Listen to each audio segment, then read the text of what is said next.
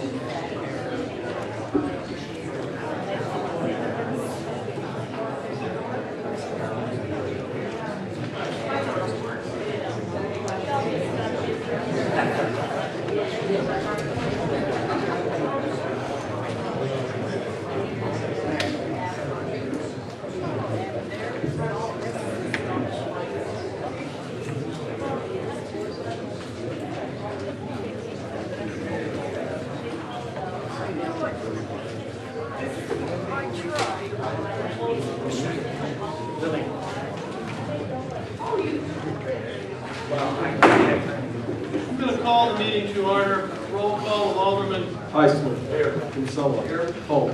Schmidt. Rudglitz. Here. Randall. Here. Anthony. Here. Davidson. Here. Silsby. Here. Hayes. Seibert. Here. White. Here. Galletti. Here. Musgrove. Here. Orland. Here. Schneider. Here. roll call department heads. Police Chief Bill Clay. Here. Fire Chief Scott Langston. Here. City Attorney Garrett Porter. Here. Ken Vaughn. Royce Carlisle. Jamie Major. Tim Grunwitz. Jim Schneider. Here. Leander Spearman. Here. Emily Foltz. Chuck Schaefer. Bob Sabo. Here. Debbie Belleville. Chuck Schaefer, Ken Vaughn, and Royce Carlisle are excused. Tim Gregowitz is here. He's just out in the hall here from the previous meeting. And here comes Alderman Hayes. Ladies and gentlemen, at this time, if you would please stand and join me in the Pledge of Allegiance. I pledge allegiance to the flag of the United States of America and to the republic for which it stands, one nation, under God, indivisible, with liberty and justice for all.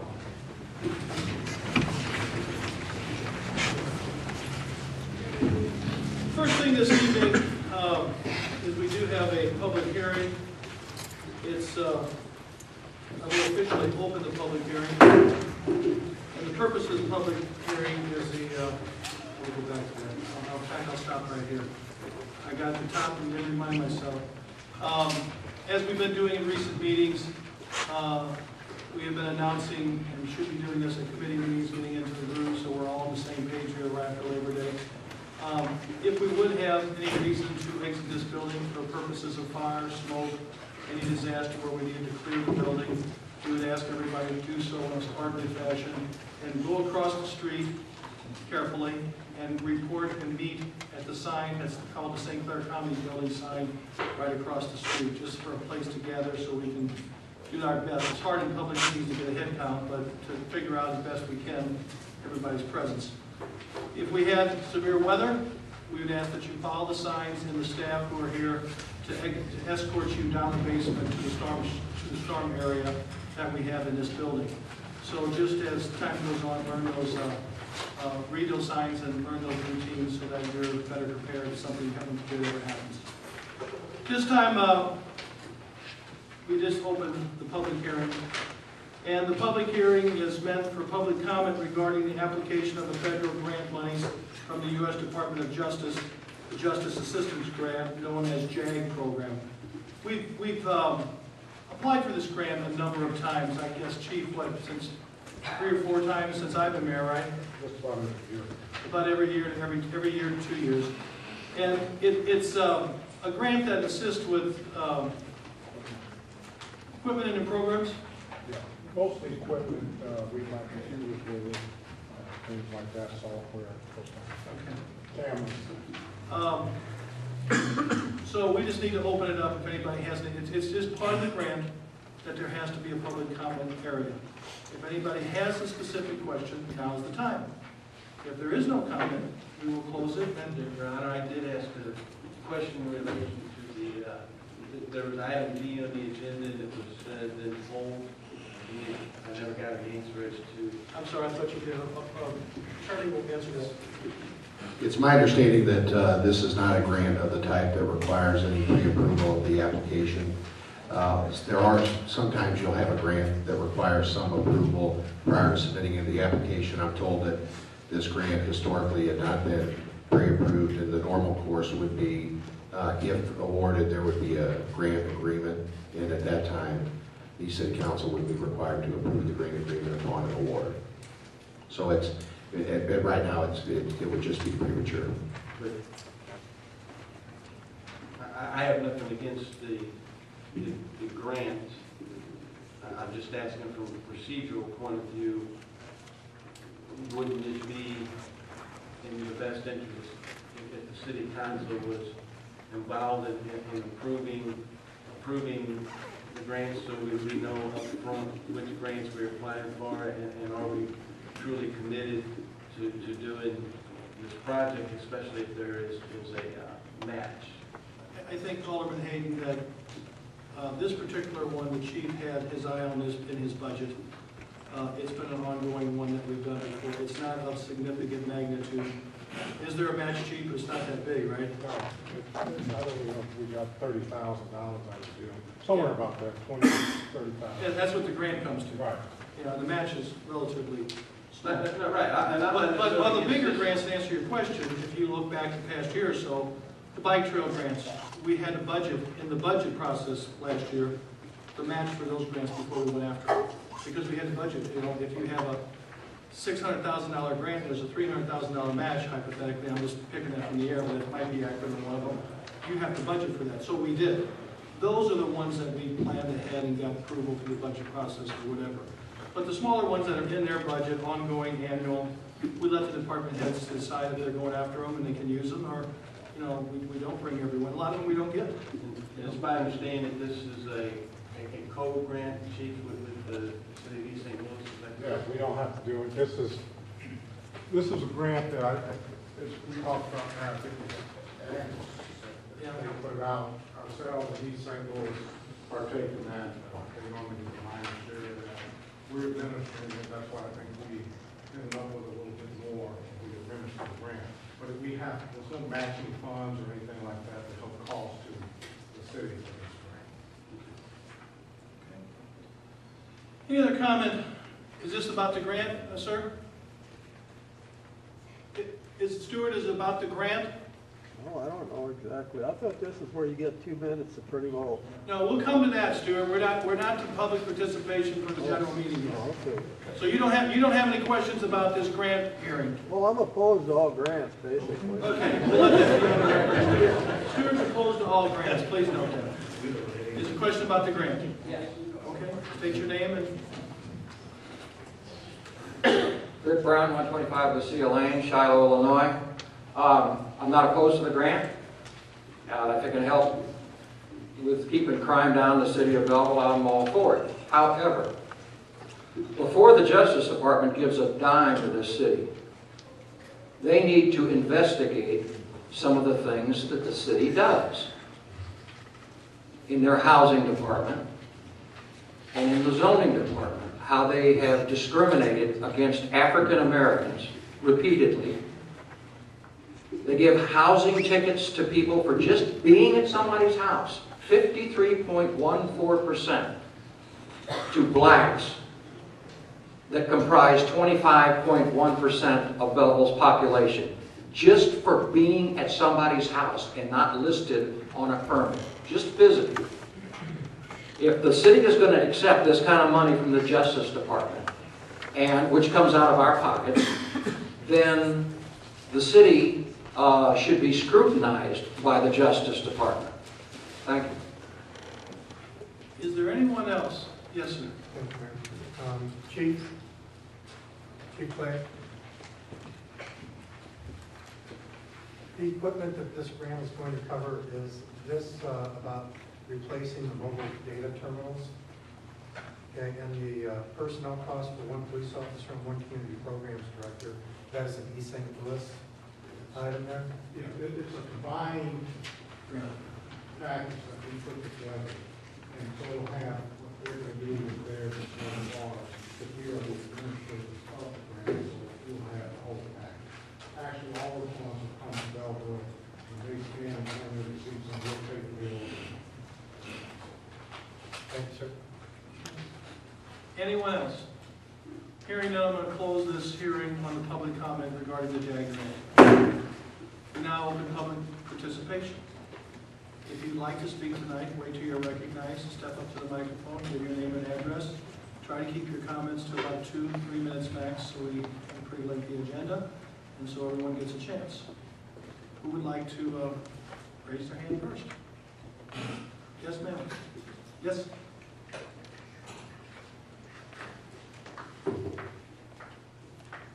My name is Mary McHugh. I live at 10503 West Main here in Belleville.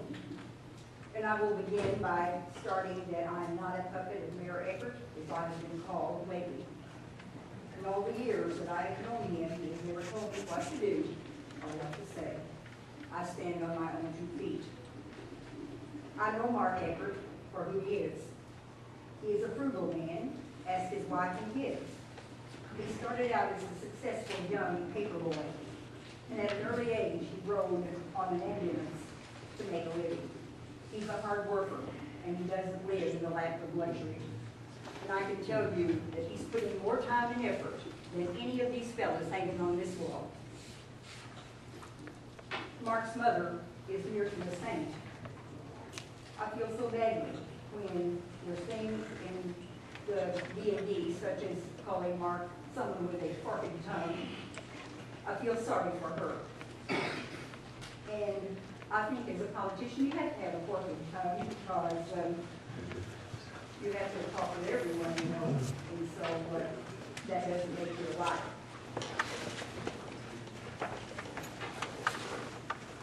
My purpose in this evening is to represent a large body of Belleville citizens who are disenchanted with Alderwomen Schneider and Holt, especially Mrs. Schneider.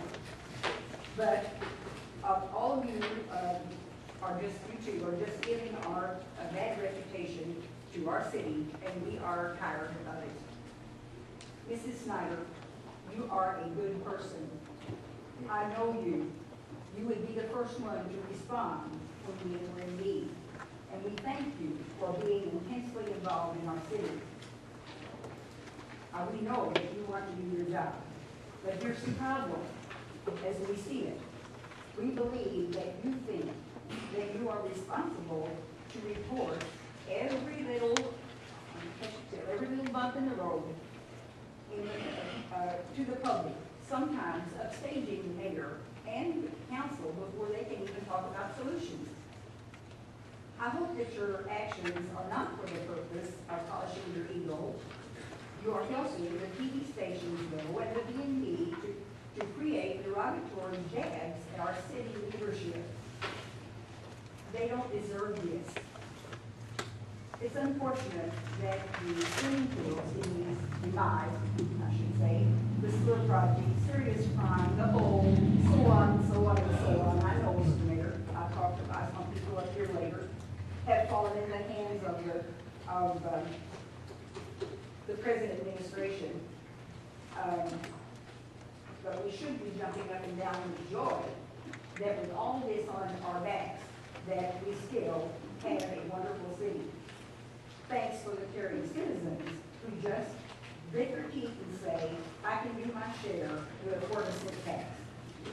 Who didn't tell you? Why didn't you tell the TV station that instead of other things they had in there about taxes, and it sounded like things that didn't happen? Mary, I'm gonna have to stop you. All right. Thank I would you. like to say a little bit more, but I will stop, and thank you. I think you get my drift. Thank you. Who's next? I saw a hand over here. We'll go right here. Rick Brown, 125 Lucia Lane, Shiloh. You know, I gave you the bill at the last meeting for me mowing the ditch out in 360 feet of it out on South Pennsylvania Avenue. You've got until Wednesday to mow it again, or I'm going to mow it. I'm going to charge you double the price and a $20 processing fee. So it better be done when I mow it Thursday. Number one. Number two, I asked for 2 FOIAs recently. One went through the mayor's office, took 37 days. Mr. Mayor, the limit is 5 days. I have sent a complaint into the Public Access Counselor. The other one went to Mr. Sable, the head of housing.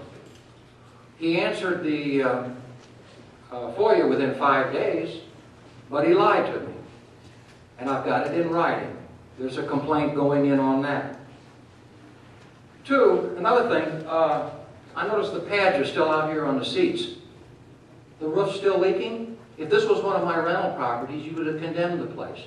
This building has been leaking here from the air conditioning system or the roof for months and months and months and months and months, and you haven't fixed it. Maybe you ought to have one of your housing inspectors come in here and write you a citation. Last, when did the city have a law against growing potatoes? I had one of my tenants.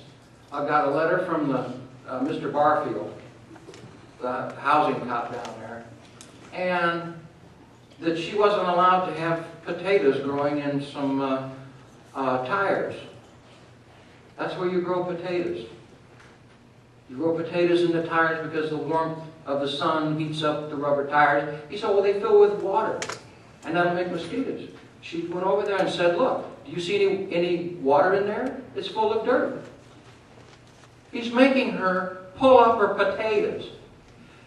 Mr. Mayor, we got one hell of a crime problem in this city. People are going nuts around here, breaking in our cars, breaking in our homes, And you got cops out writing tickets to people for planting potatoes, for staying at somebody's home. Hundreds of tickets. You got the cops doing that, they're not going after the bad guys. You better fix this crime problem. And you better do it soon, because the city's going to the dogs. Thank you. Yes, sir.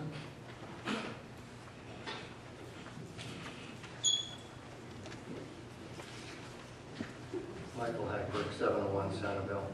During the discussion of the sales tax extension, it was said that aldermen were elected to make tough decisions. Reaching into our pockets and taking out more money is not a tough decision. The tough decision is to cut spending and prioritize the expenditures that we have. Although it's a little confusing in tonight's agenda, the state sales tax TIF is the funding, you're going to be voting on sidewalks or bike trails for $750,000. In the near future, you're going to vote on the Meredith home tear down for $500,000. To complete the Bicentennial Park, you're looking at $5 to $7 million.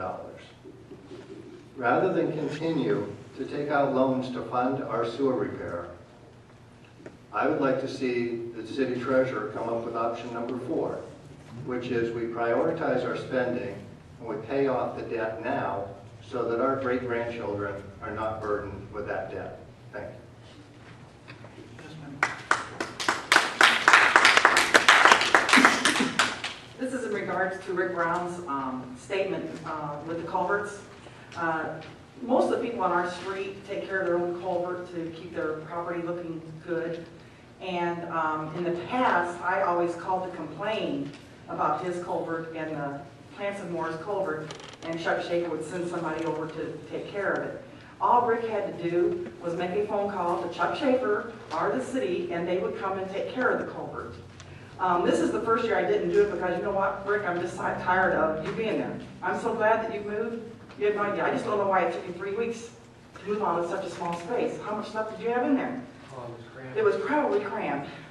Anyway, I don't think that he should get paid a dime, and I'll be mad if my tax money goes to paying him a dime for something that Chuck Schaefer would have made sure got taken care of if he would have just made one little phone call. And God knows he makes enough phone calls. Yes, sir.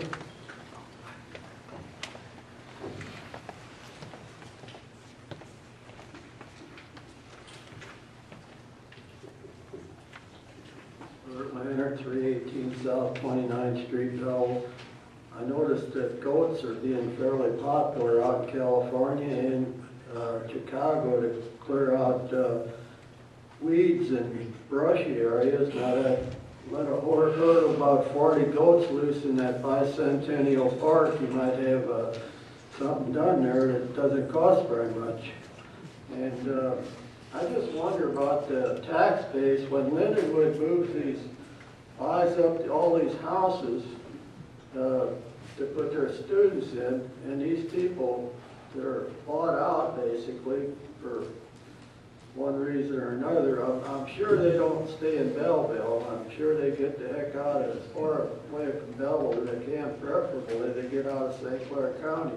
I just wonder if we ain't losing a bunch of tax-paying citizens by Lindenwood buying up these houses, and the people that's paying the taxes on these houses are long gone from Belleville and St. Clair County, and I wonder how much tax Lindenwood pays on these buildings.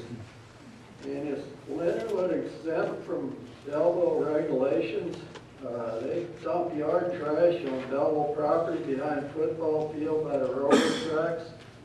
They ride around these golf carts with no flashing lights, or at least an orange triangle that farmers use on equipment driven on public roads.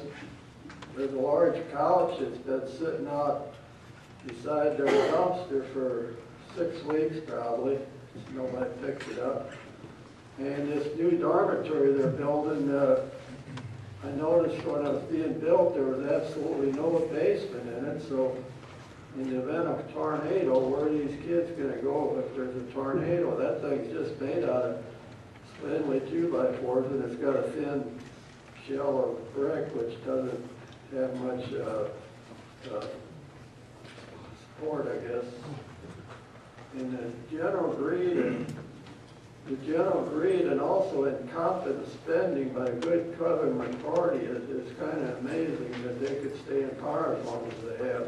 And also, always used to be consider myself a good citizen of Belleville and proud to be in Belleville, but after learning that if you're not a good government party member, you're just frowned upon, and you're just basically a nobody in this town. Thank you. Yes, ma'am. My name is Rose Wilson, 322 West I Street. I wasn't going to talk tonight, but I got to speak in response to Mr. Brown. I've been coming to City Hall meetings for a very, very long time now, and the last 15 years or plus, Mr. Brown's hatred-driven agenda is getting so much out of place.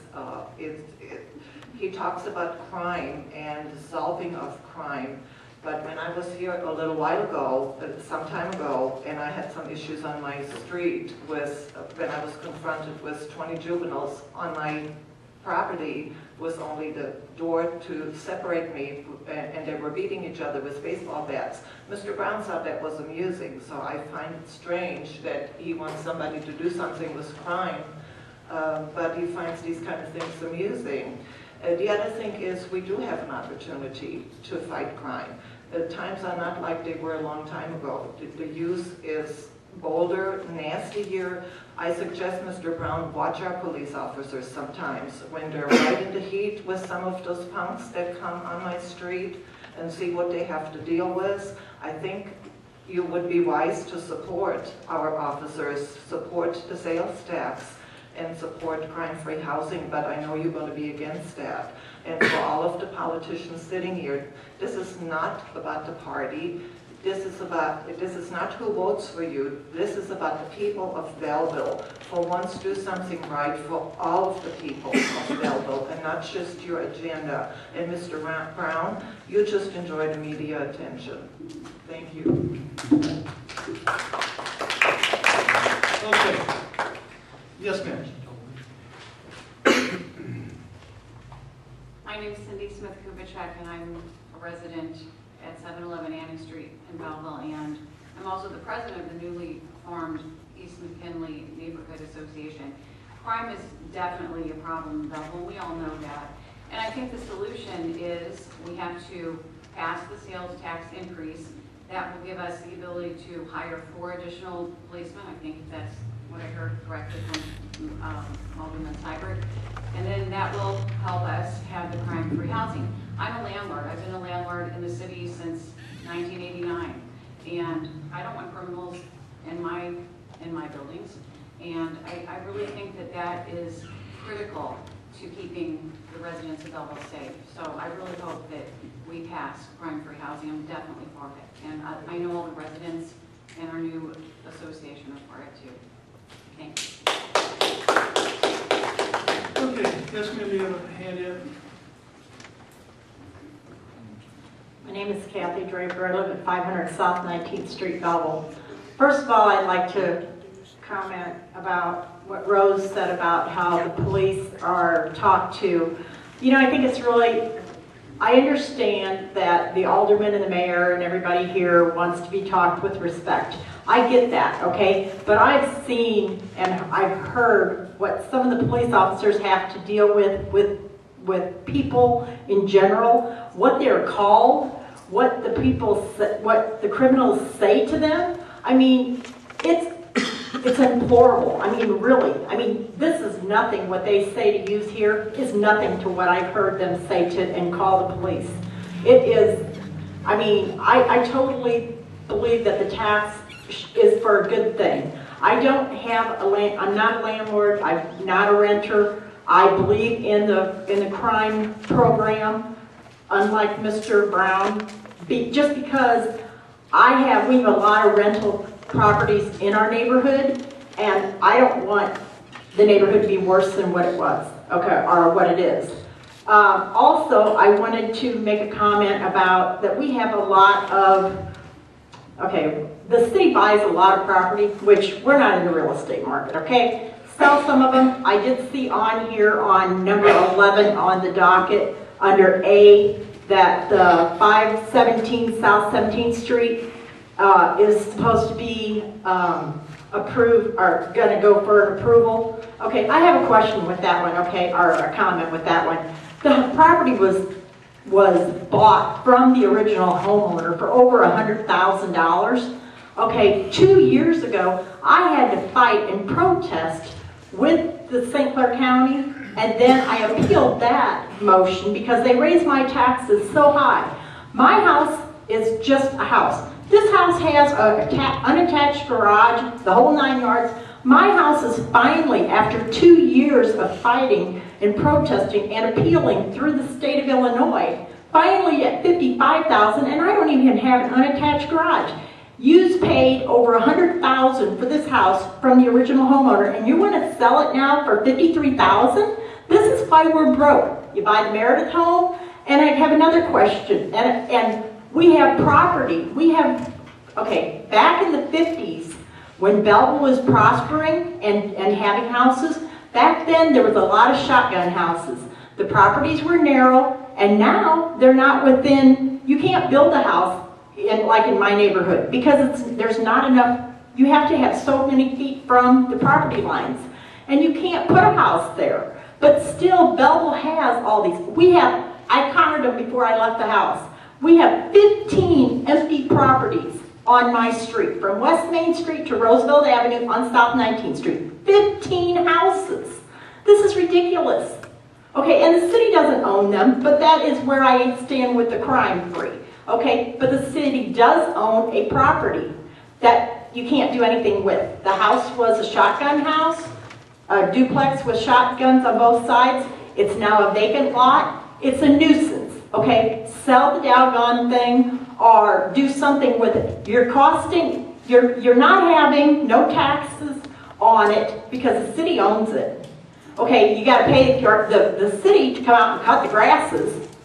You're using all this money. And it's stupid. I mean, sell the damn properties, get the real estate for it, get the sewer tax for somebody that buys the stuff, and let's put our priorities in thing. The other thing I wanted to mention is with this Meredith house. I know, I'm getting there. With the Meredith home, okay? I realize that we have to make it a park there because that was the agreement. Okay, but you're gonna pay for the asbestos, then you gotta pay for the demolition, and what you're not saying all the way around, but I hear through other meetings, is we have this piece from 9/11 from New York that we're going to put a little memorial park out by the firehouse, which then we're going to have it. How many memorial parks do we need? Can't we combine this one and that one? I mean, come on. I mean, yes, this is a memorial to Bruce Cook's deceased daughter. I get that. And he's paying for a lot of that. I get that. But can't we take this piece of metal that we got from 9/11 and put it up here and make it calmed in one? Because by the time you make a parking lot for the memorial one out by the firehouse and then extend the road for the fire trucks to do it, it just doesn't make any sense. We're spending money for places that we don't need to spend the money. And one last thing I wanted to make a comment on is that the city ordinances are the city ordinances. They don't say if it's approved by the mayor or by the city attorney. City ordinances are city ordinances, and they are made by laws. They were voted on. They are law. It's not to discrimination of what the mayor or the attorney or any of the aldermen or alderwomen think. An ordinance is an ordinance, and it needs to be enforced. Thank you. Yes, ma'am.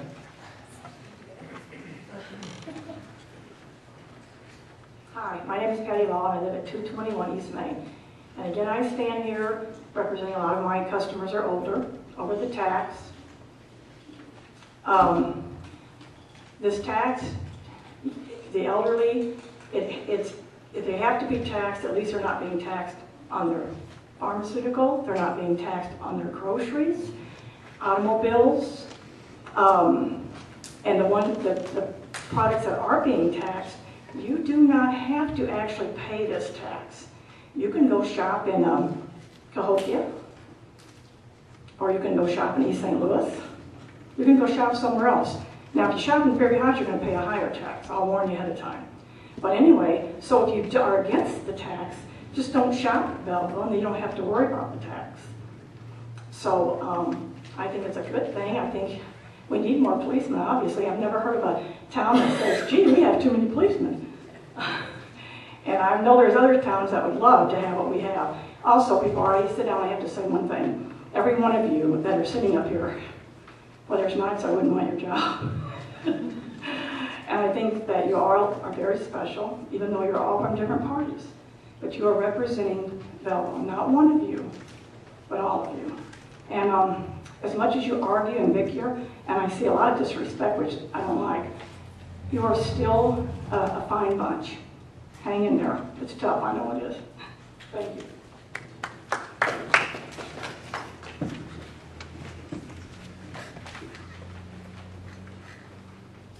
My name is Larry Butts. I'm representing the Belleville Historical Society, and I wrote it out, so I'll stay in 2 minutes. One of our mission statements says that we want to strive to preserve the history and heritage of this city, and that's what I would like to address tonight. There's a billboard on Route 15 coming up the hill from Interstate 255 inviting the readers to visit and shop in historic downtown Belleville. I'm a little concerned that the way things are going recently, that sign may have to be changed. Recent decisions by this group have turned 2 unique historic storefronts in our downtown area into something that resembles more of a strip mall. One of those storefronts was the last remaining island show window in the state of Illinois. And I'm speaking of the 1926 Peskin & Brothers store. After the fire a few years ago downtown, when we lost 2 1860s stores, Mayor Eckert commented on Channel 5 News that we cannot afford to lose any more of our historic buildings. I agree. We are not suggesting that every house or every building in Belleville be saved, but we are interested in saving the significant ones. Once they're gone forever. It's now the old Hotel Belleville, or what we're calling the Meredith Home, that is endangered. Spearheaded by the Belleville Chamber of Commerce, it was built in 1931 and was a crown jewel of downtown Belleville for over 30 years. Because it was at the convergence point of many highways, it was a very popular place to gather throughout the St. Louis area. We would ask the city to consider extending the time to move forward on demolition to give a group a chance to develop a business plan to present to the city as an alternative. The economy is in much better shape now than it was 3 years ago, and we think reuse of the building is very viable. Our organization would be willing to help in any way to make this happen. Remember, you don't have to like the idea of preservation to appreciate it and understand that there is a need for it. Thank you.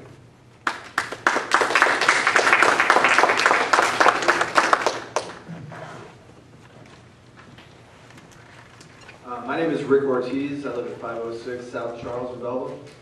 And I just want to echo what Larry is saying.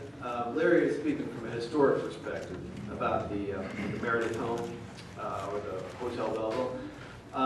And I think the historic perspective is very important. It's been there for 80 years, and we're heading into our bicentennial. Within 20 years, this is going to be a 100-year-old building.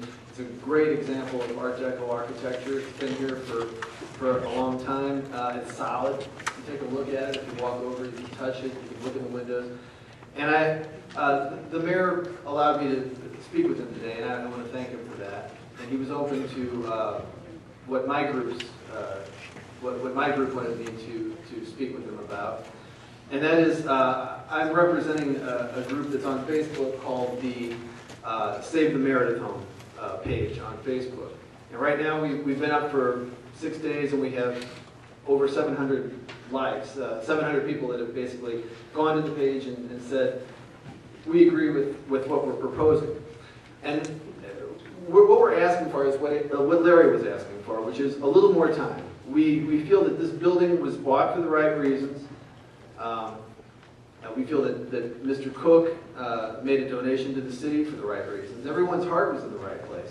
The problem was, at the time of the purchase, the economy wasn't in the right place. And I think that that this building over here, and we've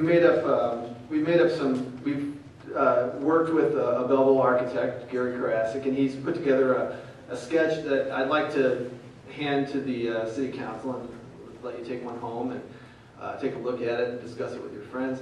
But we just think that given a little bit more time, and we'd love to sit down and speak with Bruce Cook, because what we propose is that Bruce take his idea for a memorial park to his daughter, which is very noble, and then we take that and we literally elevate that park and take it to the top of that building. That building, when it was built and when it was designed for a rooftop garden, and it would work for that. And it's a strong, solid building, and the drawings depict that. So we'd like to invite all of you to come to our page, Save the Meredith Home, on Facebook, and to like it and to get involved. And again, we'd just like to ask the city council and the mayor to give us a little more time. We have a potential investor, and we haven't done any real official courting of investors, but we do have someone from Belleville who's made significant investment in their Belleville business, who is looking at this very seriously. And they ask for a little more time, for the opportunity to go through the building and to sort of inventory what it exactly is. Many of the objections that others have had, they seem to be able to deal with. So we ask for that time. We want to turn it into a tax generating business. And we want to anchor Illinois Street, attach it to downtown. That's all I have. Thank you.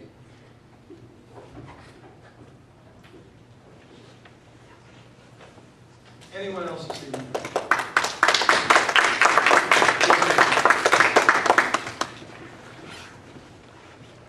Hi, my name is Ed Summers. I live at 1111 Shale Street here in Belleville. I have to agree with most of the people that spoke here tonight that the city of Belleville definitely has a crime problem. And one of the ways to contribute to a solution to that problem is definitely hire more policemen. 4 policemen will go a long way towards contributing to that solution. However, what I don't understand is why we have to collect over $5 million to pay the salary for 4 policemen for 4 years. And that is what we're collecting. $4.8 million in sales tax and $400,000 in a government grant to pay the salaries for 4 policemen.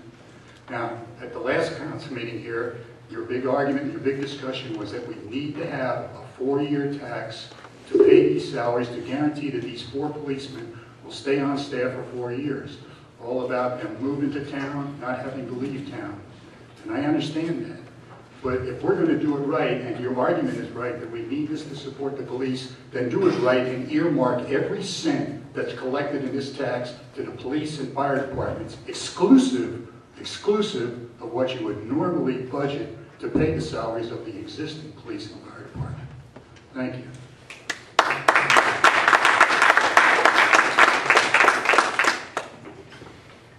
There's no one else. Close public participation. It's time we get into, we have no presentations or appointments or resolutions tonight. Got the reading of the minutes. I ask for a motion to approve the regular city council meeting minutes held August 5th, 2013. Your Honor, one correction.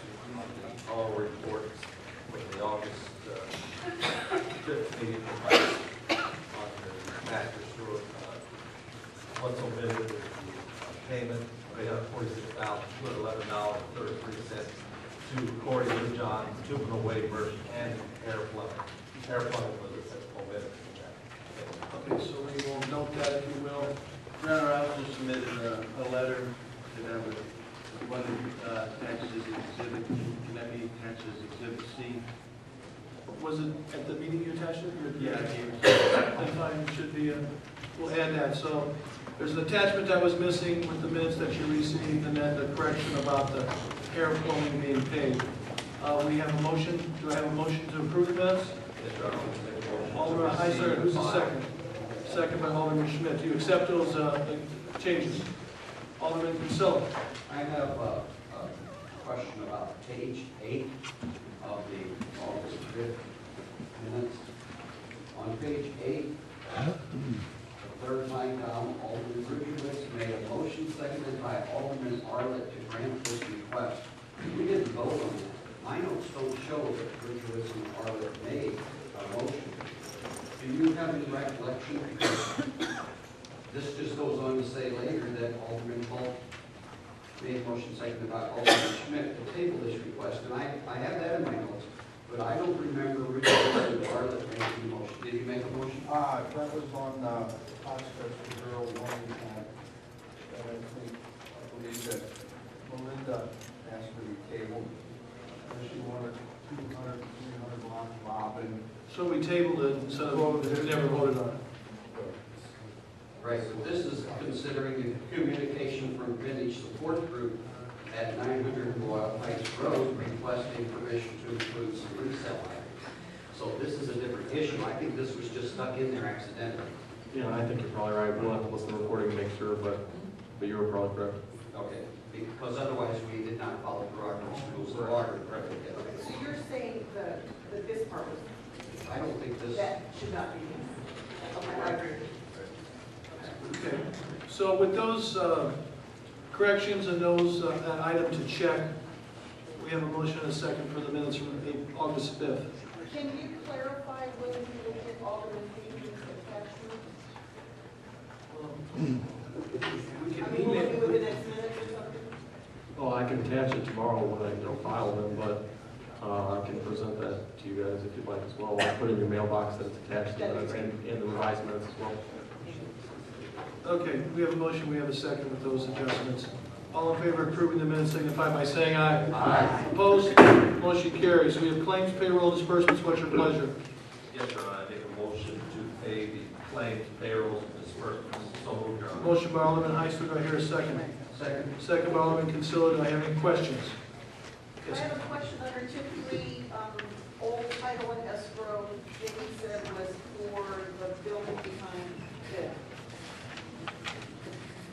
Yeah, we cut the check, but at the closing hasn't been held. Yeah, we cut the check, but then there was some legal back and forth, so we haven't closed yet on Mr. Conray's property. We were supposed to have a closing, and it got postponed, because his attorney then was in correspondence with Garrett when he was on vacation about questioning a couple things. So Because that, I thought this was like roughly half of what I thought it was. Payable over 2 years. it's payable over 2 That's years. it, okay. Yeah, I asked him to adjust that, remember? Yeah. Okay, You're so right, you're we right. have a motion, we have a second, we have, any other questions? Hearing none, roll call. Heisler. Aye. Kinsella. Aye. Holt. Aye. Schmidt. Aye. Rudowitz. Randall. Anthony. Davidson. Silsby. Hayden. Seibert. White. Galletti. Musgrove. Orland. Schneider. Motion carries. We have a housing report of cash receipts today for fiscal year 2013 and 14. What's your pleasure? Also, I move we file these reports. you will also include the treasurer's report? Is that what you were hesitating on me? Second, Your Honor. So included in that is also the treasurer's report of City of Belleville funds and statement of cash and investments for July 2013. That's the same motion? Yes. Motion by Alderman Kinsella, second by Alderman Heisler. Any objections or any questions? Hearing none, all in favor of accepting and filing these reports signify by saying aye. Aye. Opposed? Motion carries. Oral reports, Alderman Kinsella.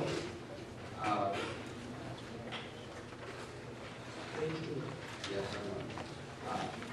I move on behalf of Housing Committee to approve the bid for the purchase of property at 517 South 17th Street, Ridgewoods, for $53,000. I'd like to mention that this had a minimum bid of 80% of the assessed value, or appraised value rather, and this bid meets that minimum, and also this was the only bidder that we had.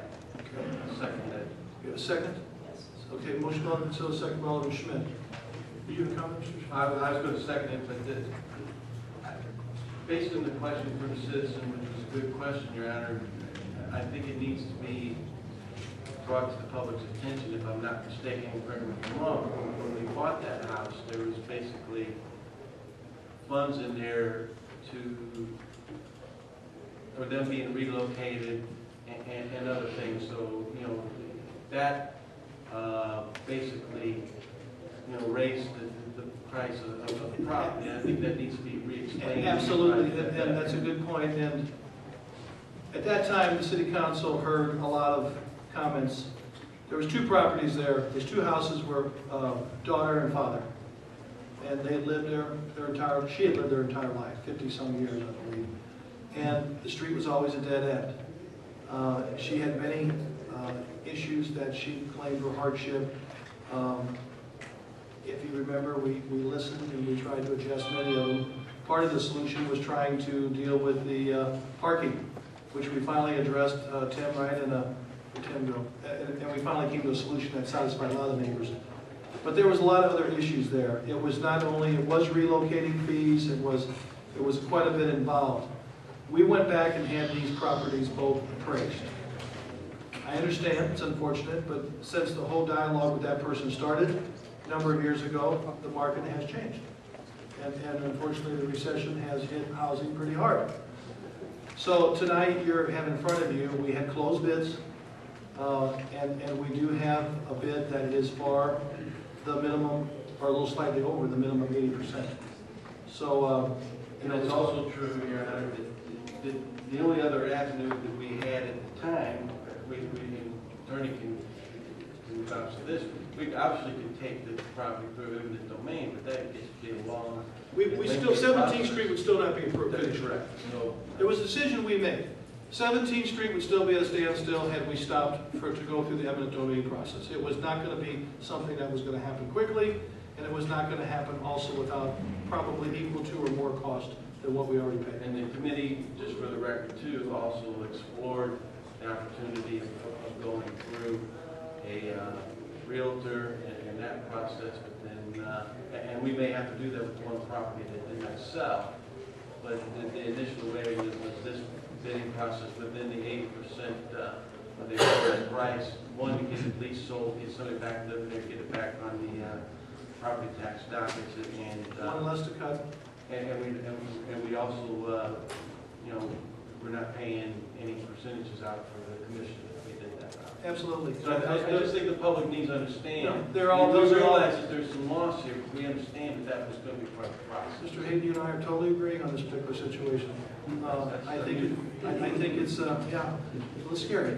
But anyway, I think it's right. I think you're 100% right in this particular case. I think we made the right decisions at the time, and I think there's a good opportunity here for us to get this back in the tax rolls and let a young man reinvest in the house and cut the grass, etc. So I wish we had bids on 2 of them, but we got bids on 1. So we have a motion, we have a second. Alderman Holt? Mr. Sabo said he was going to hold an open house. Do you know what that happened? They had open houses. 2 of them. I know he did. And did you have a decent turnout or not? 8 the first Sunday and 2 the following. Okay, but we only got one bid on one of them. Yes. I know he was there because I saw him there both Sundays. Was it? Are we advertising The in the committee's paper? gonna have, the committee's gonna have to talk about it. Is that right, Mr. Consuelo, next meeting? Yes, we're going to consider real estate agent. They're supposed to report back to us on But you said that our qualifications for selling to us will be at least 80% of the recent appraised value. This met that qualification. Okay. We have a motion, we have a second. Any further questions? Roll call. Heisler. Aye. Kinsella. Aye. Holt. Aye. Schmidt. Aye. Rudowitz. Randall. Anthony. Davidson. Silsby. Hayden. Seibert. White. Galletti. Musgrove. Orland. Schneider. Motion carries. Alderman White. Yes, Your Honor, I move on behalf of the Planning Commission to approve the final plat for Greenmount Manor, Phase 3B, and have the proper ordinance drawn. We have a motion by Alderman White, second by Alderman Seibert. Do I have any discussion on this final plat? Roll call. Heisler. Aye. Kinsella. Aye. Holt. Schmidt. Rudowitz. Randall. Anthony. Davidson. Silsby. Hayden. Seibert. White. Galletti. Musgrove. Orland. Schneider. Motion carries. Alderman Silsby.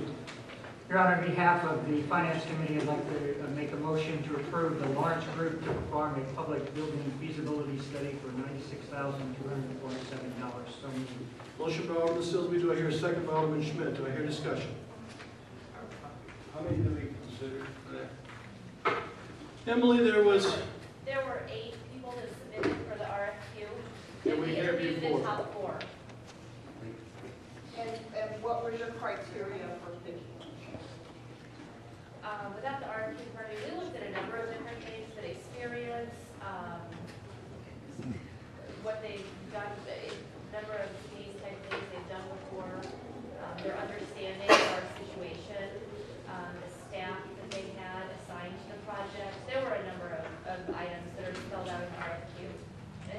the last four were all very good, Alderman Holt. I will say that I think a couple of things that had affected all of our decision.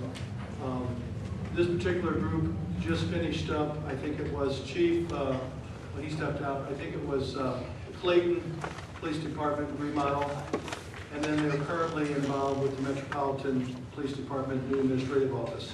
They're doing that. So there's two of them right across the river that are things that we have seen or can see, can go visit, and their work was, there's a lot of other work that they've done, but those are the two most current projects dealing with jails, police stations, dispatch centers, and all the things that we're looking for, those intricacies and things that are of, their knowledge on that. Those two stood out to us quite a bit.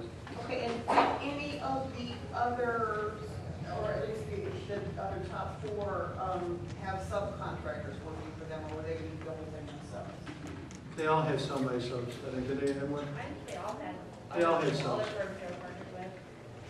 Yeah, that was not uncommon. That was all the way through. Yes, ma'am. I don't know how to ask the question because I know we're not supposed to talk about certain things on this. But how can I ask one of the questions without it? I don't know if you're going to ask specifics that you were asked not to, then we'd have to go in executive session. Well, then I guess we need to go into executive session because I'd like a couple of questions answered if possible. Because I don't want to ask questions that's going to get any of us in trouble, but yet. Are we going to executive session for anything else? Yes. Okay, then I'm gonna take the liberty to then, did we get a motion ready in a second? Okay, am I on the line to postpone this to after executive session?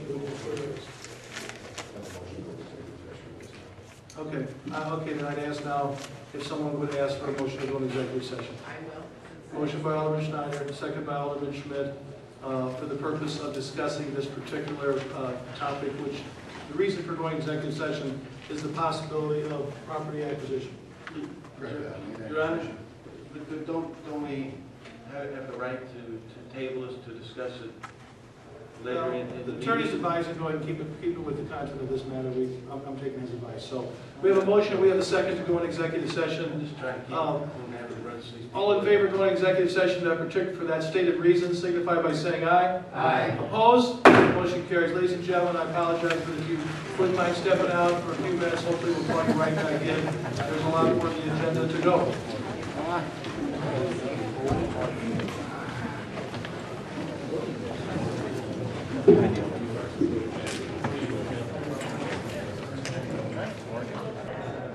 We, just don't do towards any locations. I ask.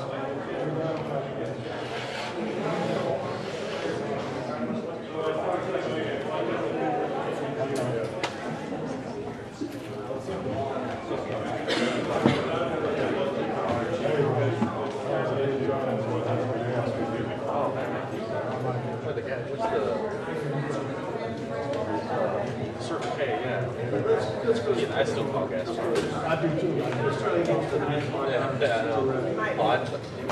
Okay, ladies and gentlemen, we're coming back into executive session, and we're still on the topic. We have a motion, and we have a second. Tell me again who made the motion and second. Could you wait for the public to come back in? Pardon? Could you wait for the? Well, I'm waiting. I'm not taking any action. I'm just trying to recap where we're at. Schneider and Schmidt. No, Silsby made it. Oh, I'm sorry, I was looking at executive session. I'm sorry, you're right. I was just reading my last motion. There's no motions in executive session. Right, so I mean, going into. Okay, that was okay.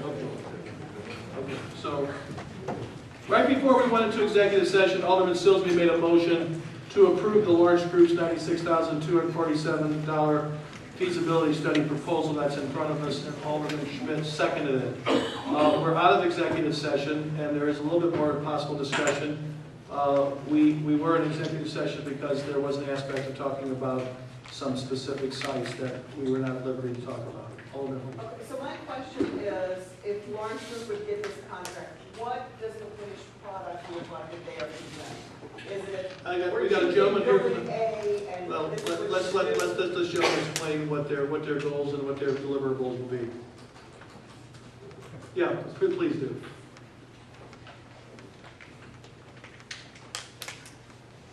My name is Josh Mandel. I'm an architect with Lawrence Group, and I'd be the project manager for the feasibility study project. In very short answer, the end product will be a report that contains cost estimates and conceptual designs for either one or several sites, depending on how the kind of path goes forward. That will come after a program intake that deals with very detailed questions and information gathering on our part in discussing with the police department as well as the city in whatever agencies, whatever entities would occupy the renovated buildings. Okay, here's kind of what I'm wanting. If you're coming forward and going, here's your best choice, this is what it could look like, and this is about what it will cost. But that's not a final architectural drawing that anything can be done. From that, then we would have to hire an architect to do everything else. Am I right? Correct. There would be an implementation phase that would involve construction documents, buildable construction documents. Okay, but theoretically, you could come forward with more than one proposal. If you went in building A, this is what you could do with it, and this is what it cost. If you went with building B, this is another plan, and this is what this would cost. That is the objective of the feasibility study. Okay, got it. Okay, yes, sir. But you're also going to be sitting down with the chief and staff and going through their operations of what they need, how they maneuver in and out to use it as part of their assessment. Yes, sir. So, you know, I think it's very imperative, Your Honor, that we understand. I mean, I know there's a lot of money here on the table, but, you know, it's not as just as simple as saying, oh, well, this building might work. If there's, we're looking at the police department for you know, certainly it's going to last longer than you and I. This one's been here 50+ years, and we need an overhaul. Let's hope the next one goes 50+ years. It also looks at a site as far as access, getting in and out of it, and all those things. So there's a number of things that are studied and proposed, and issues that they're going to bring and look at. This is a very, very, very important. You have to have it. You can't skip this step, in my opinion, and I think anybody knows. You know, we can't go straight to drawing. There's a lot of questions that need to be answered here. Absolutely. Okay? So we have a motion and we have a second. I'll call for the vote. Roll call. Heisler. Aye. Kinsella. Aye. Holt. Schmidt. Rudowitz. Aye. Randall. Aye. Anthony. Aye. Davidson. Aye. Silsby. Aye. Hayden. Aye. Seibert. Aye. White. Aye. Galletti. Musgrove. Aye. Orlett. Aye. Schneider. Motion carries. Time to get to work. Okay. Okay, next item, we have a motion to continue with the month-to-month contract with Glacial Energy for energy supply for the city accounts through 2014. Motion to approve, Your Honor. Motion by Alderman Silsby, do I hear a second? Second by Alderman Seibert, do I hear discussion? Roll call. Heisler. Aye. Kinsella. Aye. Holt. Schmidt. Rudowitz. Aye. Randall. Anthony. Aye. Davidson. Silsby. Aye. Hayden. Aye. Seibert. White. Galletti. Musgrove. Aye. Orlett. Schneider. Motion carries. Next, we'd ask for a motion to approve hiring Energy Plus Associates to conduct RFP for energy supply for all city accounts. So moved. Motion by Alderman Silsby, second by Alderman Seibert. Discussion on this. Roll call. Heisler. Aye. Kinsella. Aye. Holt. Schmidt. Rudowitz. Aye. Randall. Aye. Anthony. Aye. Davidson. Aye. Silsby. Aye. Hayden. Aye. Seibert. Aye. White. Aye. Galletti. Aye. Musgrove. Aye. Orlett. Aye. Schneider. Motion carries. Motion to approve, let's see here, I'm sorry. Motion to allow Good Energy to solicit bids for municipal electric aggregation program for residents and approve a resolution authorizing the mayor and city clerk to execute a contract with the lowest possible bidder as a result of the RFP. So moved. Motion by Alderman Silsby. Do I hear a second? Second by Alderman Hayden. Do I hear any discussion? Is there paperwork about that issue? Yeah. I'm Yes, sorry, there's paperwork. Your Honor, I've had some inquiries from citizens, and I just want, again, so the citizens know, if at any time we are paying more than what the price by Ameren would be, they would have to meet or beat that, or we have a right to change. Philip's gonna answer that? Yes, sure. So, Okay. We got Philip Carr. He's the expert. okay, good evening. So the situation is that in your current contract, actually that's the case. What we've actually done, we've at the moment there's technically a $25 early termination fee if anybody wants to get out of the contract early for any other reason. What we're doing with the next contract that will come up is that the price match will not necessarily be in there, but there will be no termination fee at all. So anybody can leave the contract at any time without. Mr. Carr, I don't know if you can answer this, but that these other companies that call up these residents, especially seniors, calling me, you know, they get bombarded. Are you aware of any of these groups that are beating our current price? Yeah, and there's absolutely, it's a financial impossibility for any other market to be getting a lower price in the city of Belleville. Unfortunately, they're out there. They often, people can sometimes get confused and bewildered by the amount of calls they get. I appreciate that information, Mary, and obviously we can't dictate what's placed in the B and D, but if they could certainly find a chance to do a brief or something, the public needs to know. I agree. They call and badger, and I experienced it with my elderly mother. They've been confusing her and calling her and hounding her, and I told her, I said, Mom, do not. Tell them to call me. Do not. It's a trick. Because they're comparing the rates to Ameren's rates. Right. And well, they're just feeding them. Well, they're letting people believe. You get elderly people who say, now, are you with Ameren? And they'll just pause and, well, and they let people to believe. It teeters on fraud. It does. It really does. And it really bothered me. Like I said, it hit home a couple weeks ago because my mother would call upset to me and say, what do I do? But as Philip said before, and will say again, when the number of people who are in their buying package, the buying power, it's virtually impossible for these other groups with such small numbers to compete with that. They may tell you they can, but I don't think there's any physical way. We had how many, Philip? How many do you think this time will be in the package? Last time you were out there with 200,000. This time will be 350,000 households. To be a part of that, you can't find a group that's going to have more buying power than 350,000+ households.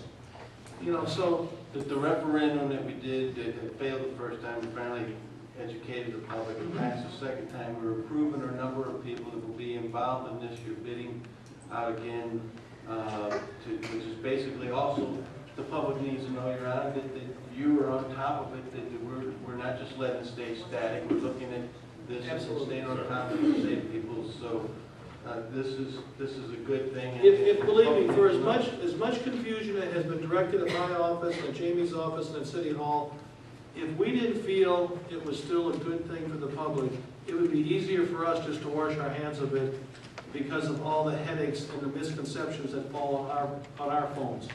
But the bottom line is, it still offers some real possibilities of savings to the taxpayers, and all we're saying here tonight again, giving us permission to allow them to pursue the buying power capacity you get with 350,000 individuals being a part of it.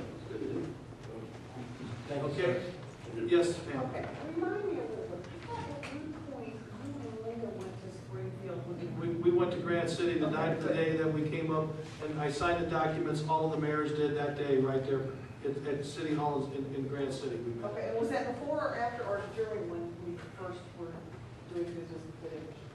It was after we approved it, because you had to give me the authority, like we're asking for again now, to go to the meeting and the same criteria we're looking at. We're not going. We did a 2-year thing. We did 18 months. Oh, that's right. Right, Philip? Yes, sir. And see what's happening.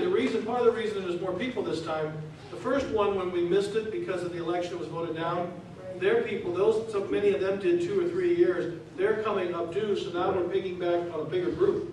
Am I correct? It just seemed like you were back a little early. So. No, but you're right, it was 18 months. 18 months past flies and you're having fun. Okay, so we have a motion and we have a second. If there's no additional, we do have a motion and a second, right? That's right. It's been a confusing meeting. Roll call. Heisler. Aye. Kinsella. Holt. Schmidt. Rudowitz. Randall. Anthony. Davidson. Silsby. Hayden. Seibert. White. Galletti. Musgrove. Orlett. Schneider. Motion carries. Thank you, Phil. Appreciate the explanations. Motion to approve the budget amendments as recommended by the Finance Director, Phil. Motion by Alderman Silsby, second by Alderman Seibert. Any discussion? Roll call. Heisler. Aye. Kinsella. Holt. Schmidt. Rudowitz. Randall. Anthony. Davidson. Silsby. Hayden. Seibert. White. Galletti. Musgrove. Orlett. Schneider. Aye. Motion carries. Alderman Seibert. Oh. I do? No, we go. I have 8 motions here, Your Honor. They've all been approved by the street and grade, and I'd like to read them all and vote on one. Does anybody object to it if we go forward? Proceed. Motion to approve the annual service agreement with SCI Engineering, Inc.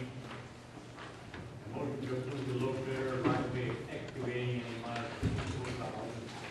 $250.56 for 78th Street curb. Motion to approve a contract with Gonzalez in the amount of $84,942 to perform the Archer Street step. Motion to approve lighting installation in the amount of $22,230 at Juanita Place. Motion to approve the low bidder piece and asphalt in the amount of $1,642,583.48 from McClintock Avenue. The federal share is $1,231,937.61, and the city share is $410,645.87. Motion to approve the low bidder piece and asphalt in the amount of $323,575.70 for Signal Hill Bike Trail.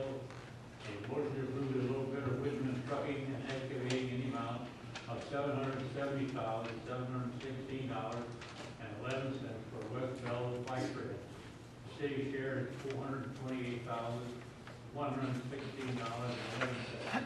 And a motion to approve the relocation of facilities by Ameren in the amount of $23,354.39.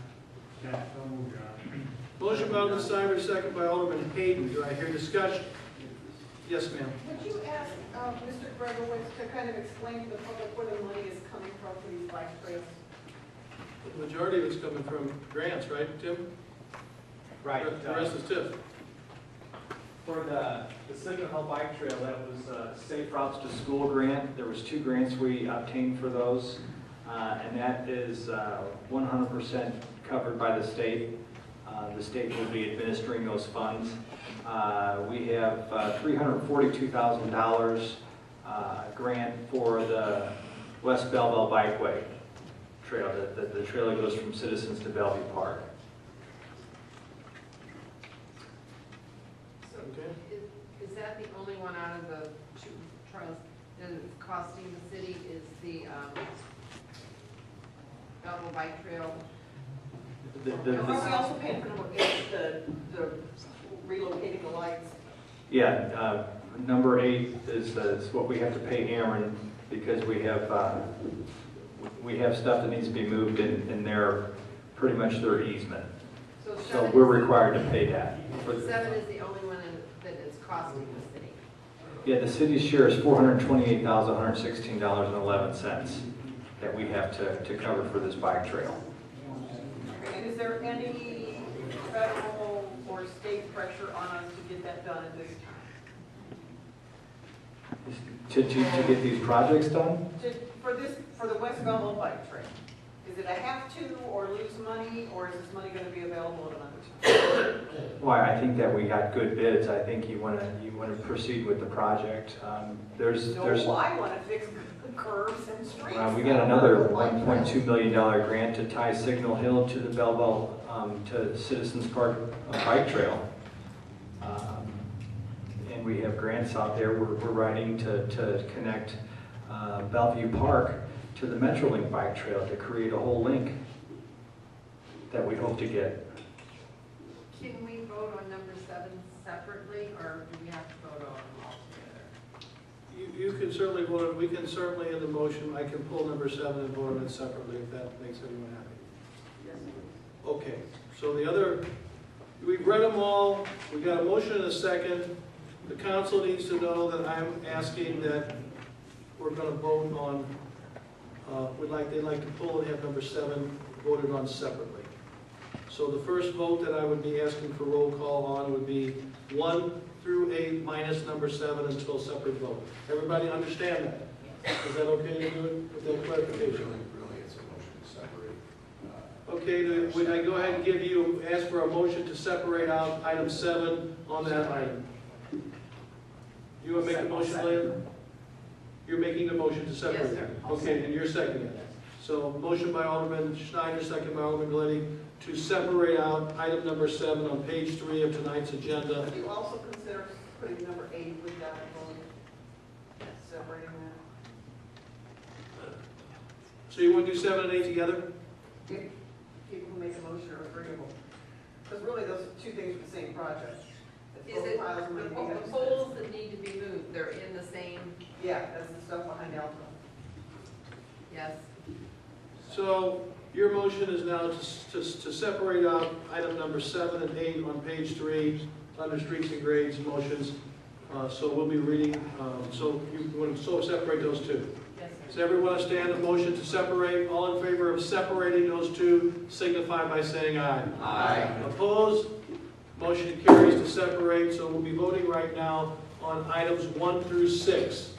And a roll call vote. Heisler. Aye. Kinsella. Aye. Holt. Aye. Schmidt. Aye. Rudowitz. Aye. Randall. Aye. Anthony. Aye. Davidson. Aye. Silsby. Aye. Hayden. Aye. Seibert. Aye. White. Aye. Galletti. Musgrove. Aye. Orlett. Schneider. Aye. Motion's carried 1 through 6. Do I hear a motion to approve 7 and 8? So moved, Your Honor. Second. We already have a motion to approve. Yes.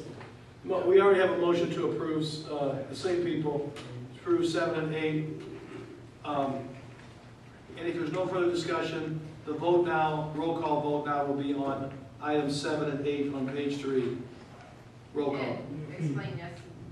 A yes means that you're approving it, a no means that you're against those two Okay. items. Roll call. Heisler. Aye. Kinsella. Aye. Holt. No. Schmidt. Aye. Rudowitz. Aye. Randall. Aye. Anthony. Aye. Davidson. Aye. Silsby. Aye. Hayden. Aye. Seibert. Aye. White. Aye. Galletti. No. Musgrove. Aye. Orlett. Aye. Schneider. No. Ayes have it. 7 and 8 pass also. Alderman Arlett. Yes, Your Honor, I would like to make the motion on behalf of the committee. The motion to create a four-way stop at South Park Drive and North 44th Street. So moved. Second, Your Honor. Motion by Alderman Arlett, second by Alderman Heisler, and to have the proper ordinance drawn. Any discussion? All in favor of that motion to have the proper ordinance drawn, signify by saying aye. Aye. Opposed? Motion carries. Next motion. The next motion, Your Honor, is to delete the two-way stop at North 44th Street and South Park Drive. So moved. I'll second it, Your Honor. Motion by Alderman Arlett, second by Alderman Heisler, to delete, the second half of this action be to delete that existing two-way stop. Discussion. All in favor of this motion to have the proper ordinance drawn, to delete it, signify by saying aye. Aye. All in favor, motion carries. Moving on to communications. Communication from the Belleville firefighters requesting permission to collect for the Muscular Dystrophy Association at the intersection of Willinger Place and Belleville, crossing on the dates of August 17th and 24th, 2013, from 9 a.m. to 3 p.m. Move we require Further request? Do I hear a second? Second. Motion was by Alderman Anthony, second by Alderman Seibert. I'd just like to add, though, that I don't have it in front of me. I knew there was something else I was going to do today. We have, you remember, I signed a letter out that they cannot do this on city time in these intersections or with the city equipment. The chief can't allow them to go to private property such as Walmart while they're working, but I'm not allowing them, as the administrator of this city, to be in intersections and jeopardize workman's comp claims while they're working. So I will get that out, but just so you understand, in this vote, there was action we took last year to protect the city's liability. So we will dig, I would ask the clerk's office to go back and help me find what we approved the last time this came up, which was approximately a year ago this time, and that we make sure we attach those letters and those stipulations to this approval when we send them a letter. Alderman Schneider? Yes, they've already been doing it, so it's more or less it has to be a yes vote because they were out over the weekend, weren't they? I don't know. I didn't run into them. On the 17th, yes. Okay, well, then they're a little late getting into us, but the law changing, and I don't even know, and Garrett hasn't probably had a chance to research that. You know, I think they're still supposed to provide us some things. I think and still seek permission, but we'll have to review it. But right now, just so you understand, this is not while they're working. They cannot be in city intersections. If they are, you need to tell me or the chief, because it's not going to be allowed. I cannot, in good faith, have officers standing out or firemen in the intersection. If somebody has hit them, it's our insurance, our workman's comp, our insurance for life. It's the citizens paying the bill for some crazy accident that could happen while they're out there. It's a good deed, it's a good intention, but we can't allow this anymore. It's not the world we live in with the consequences we got to face. So everybody understands the motion in a second to approve them and do it on their own time. As long as they provide all the stipulations that the statute says. All in favor of the motion signify by saying aye. Aye. Opposed? Motion carries. B, communication from Call for Help requesting permission to hold their third annual trunk or treat on Thursday, October 31st, 2013, from 5 to 7:30 p.m. on the parking lot at 5600 North Belt West. Motion? We have a motion by Alderman Schmidt to approve. Do I hear a second? Second by Alderman Silsby. Any discussion? Yes, I ma'am. have a question. Do we know what age range this is for? I really don't. I suppose it's small children, but I don't really know. I have not seen the flyer. I think it's under 12. I think What's the city age is 12, right? yeah, it's no one after the eighth, no one after 8th grade. So hopefully it's in that probation.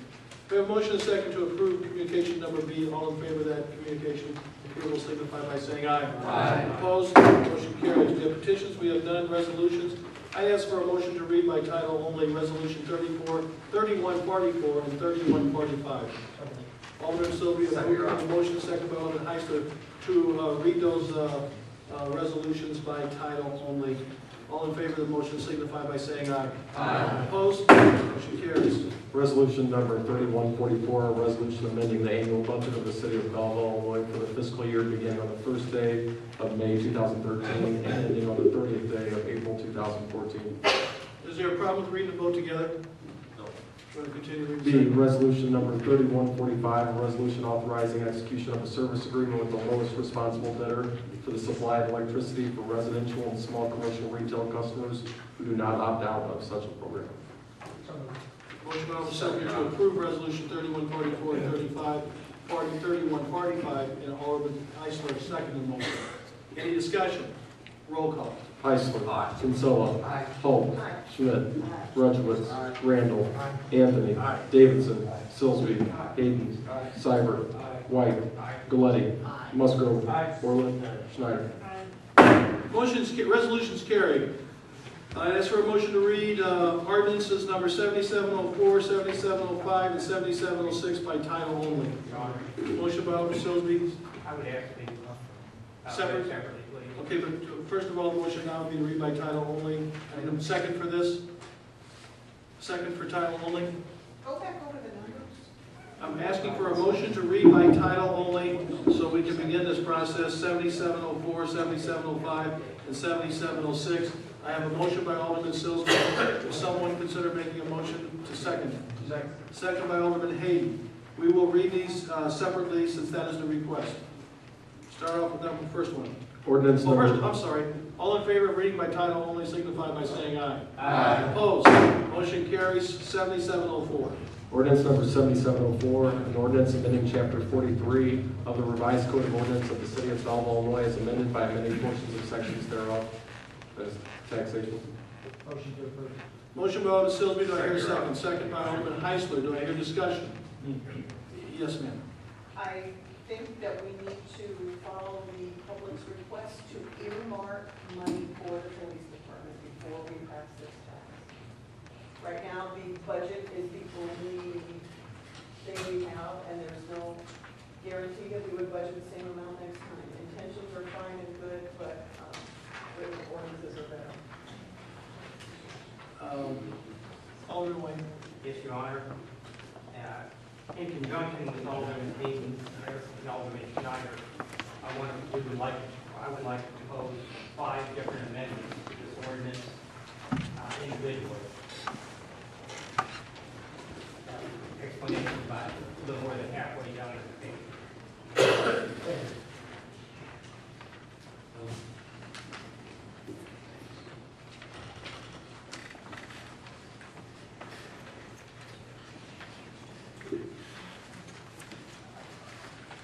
Can you hit the high points of this? We don't have to read every word.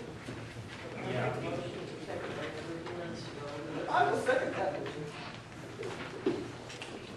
I will give us a 5-minute adjournment for those who have to go to the restroom and to take a quick look at this long document here. So adjournment till 5 till a little bit more than 5 minutes.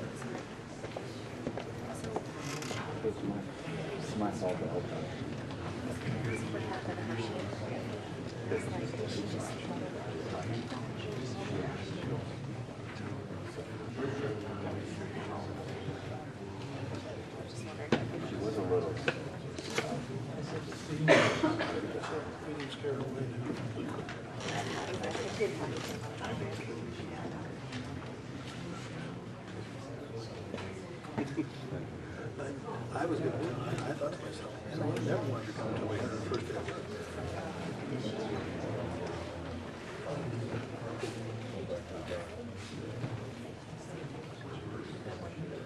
So she's here a week early?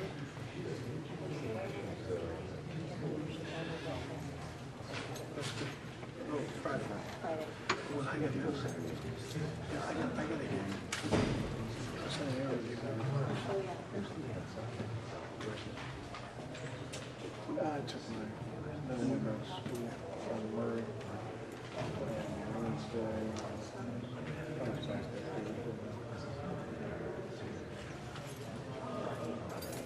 And then on Friday, just got away. Good.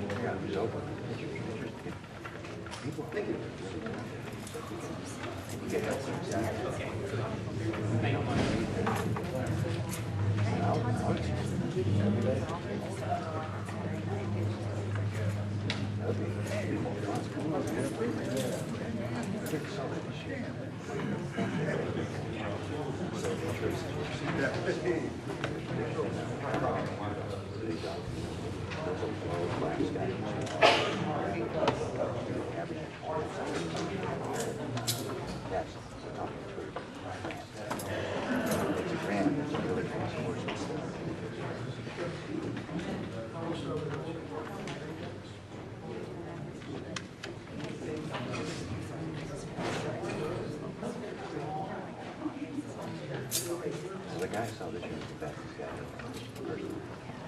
He was played with him. He waited till years to go. So we actually brought him. He was standing out on the fire drinking. He comes in and all of a sudden he just took one rapid weapon. He came back around and went in. Just decided now. And look at that.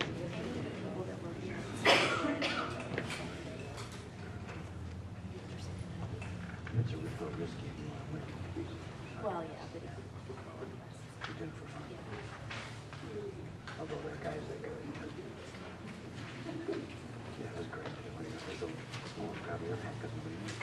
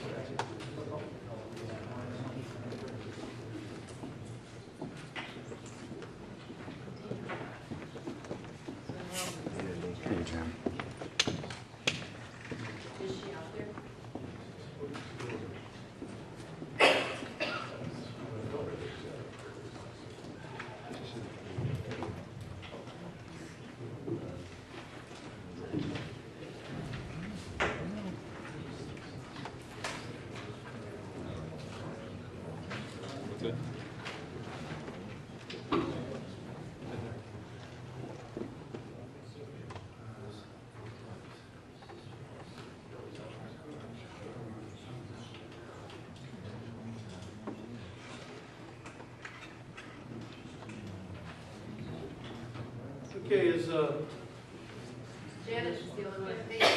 We're missing Janet. As soon as we get Janet, we'll get started. Chief, stick your head out there and see if Janet's coming around the corner. She went?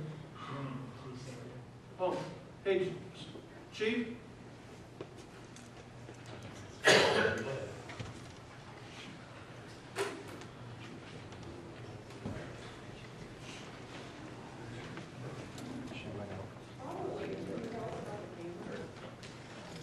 Not when we're not in session. Okay. Because I'm sure it'll be a question on miscellaneous new business I want to get on record.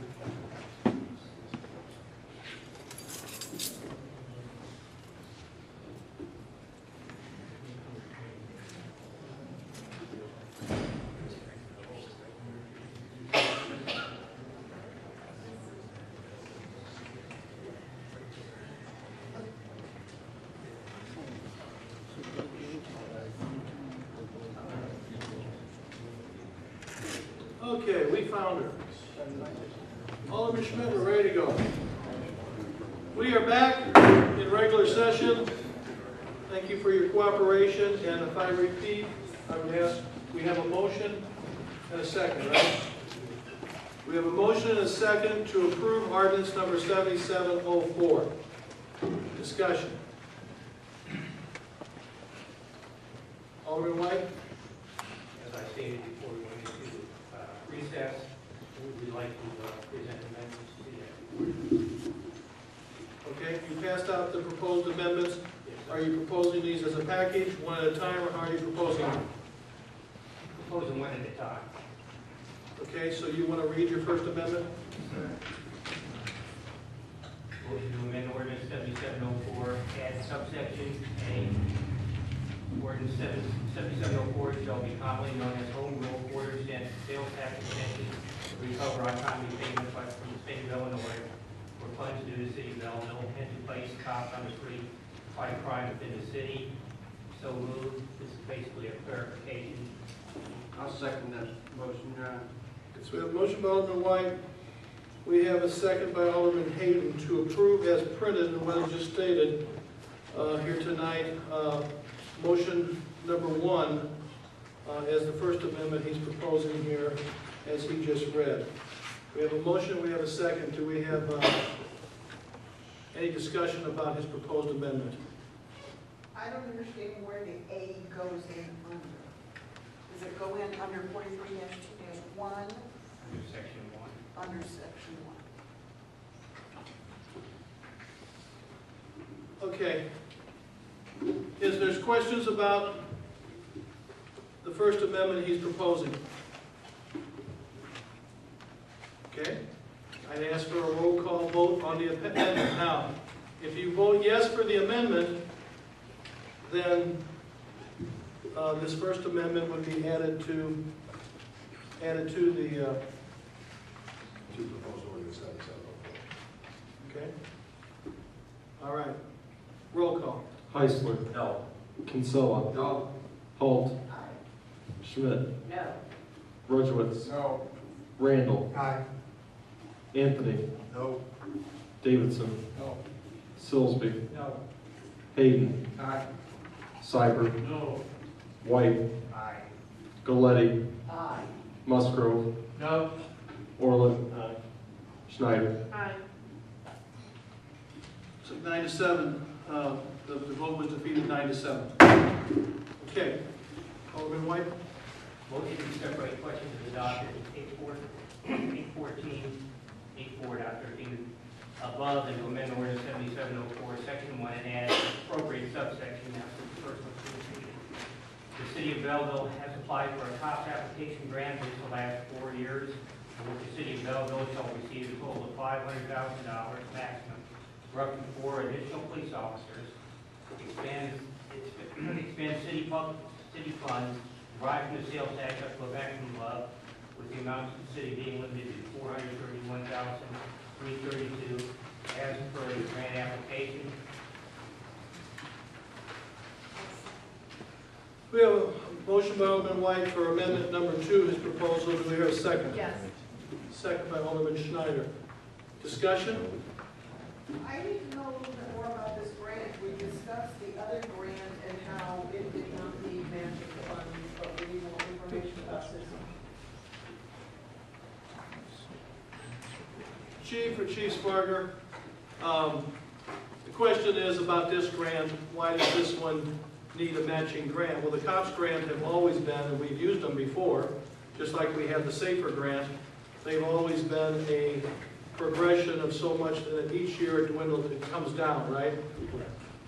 And that's been a known fact for a number of times that we've taken advantage, when we were fortunate enough to be awarded the COPS grant in the past, which I think is at least twice before, and successfully, and we successfully managed it and fulfilled it. And we had one SAFER grant, I believe, that we're just coming to a conclusion.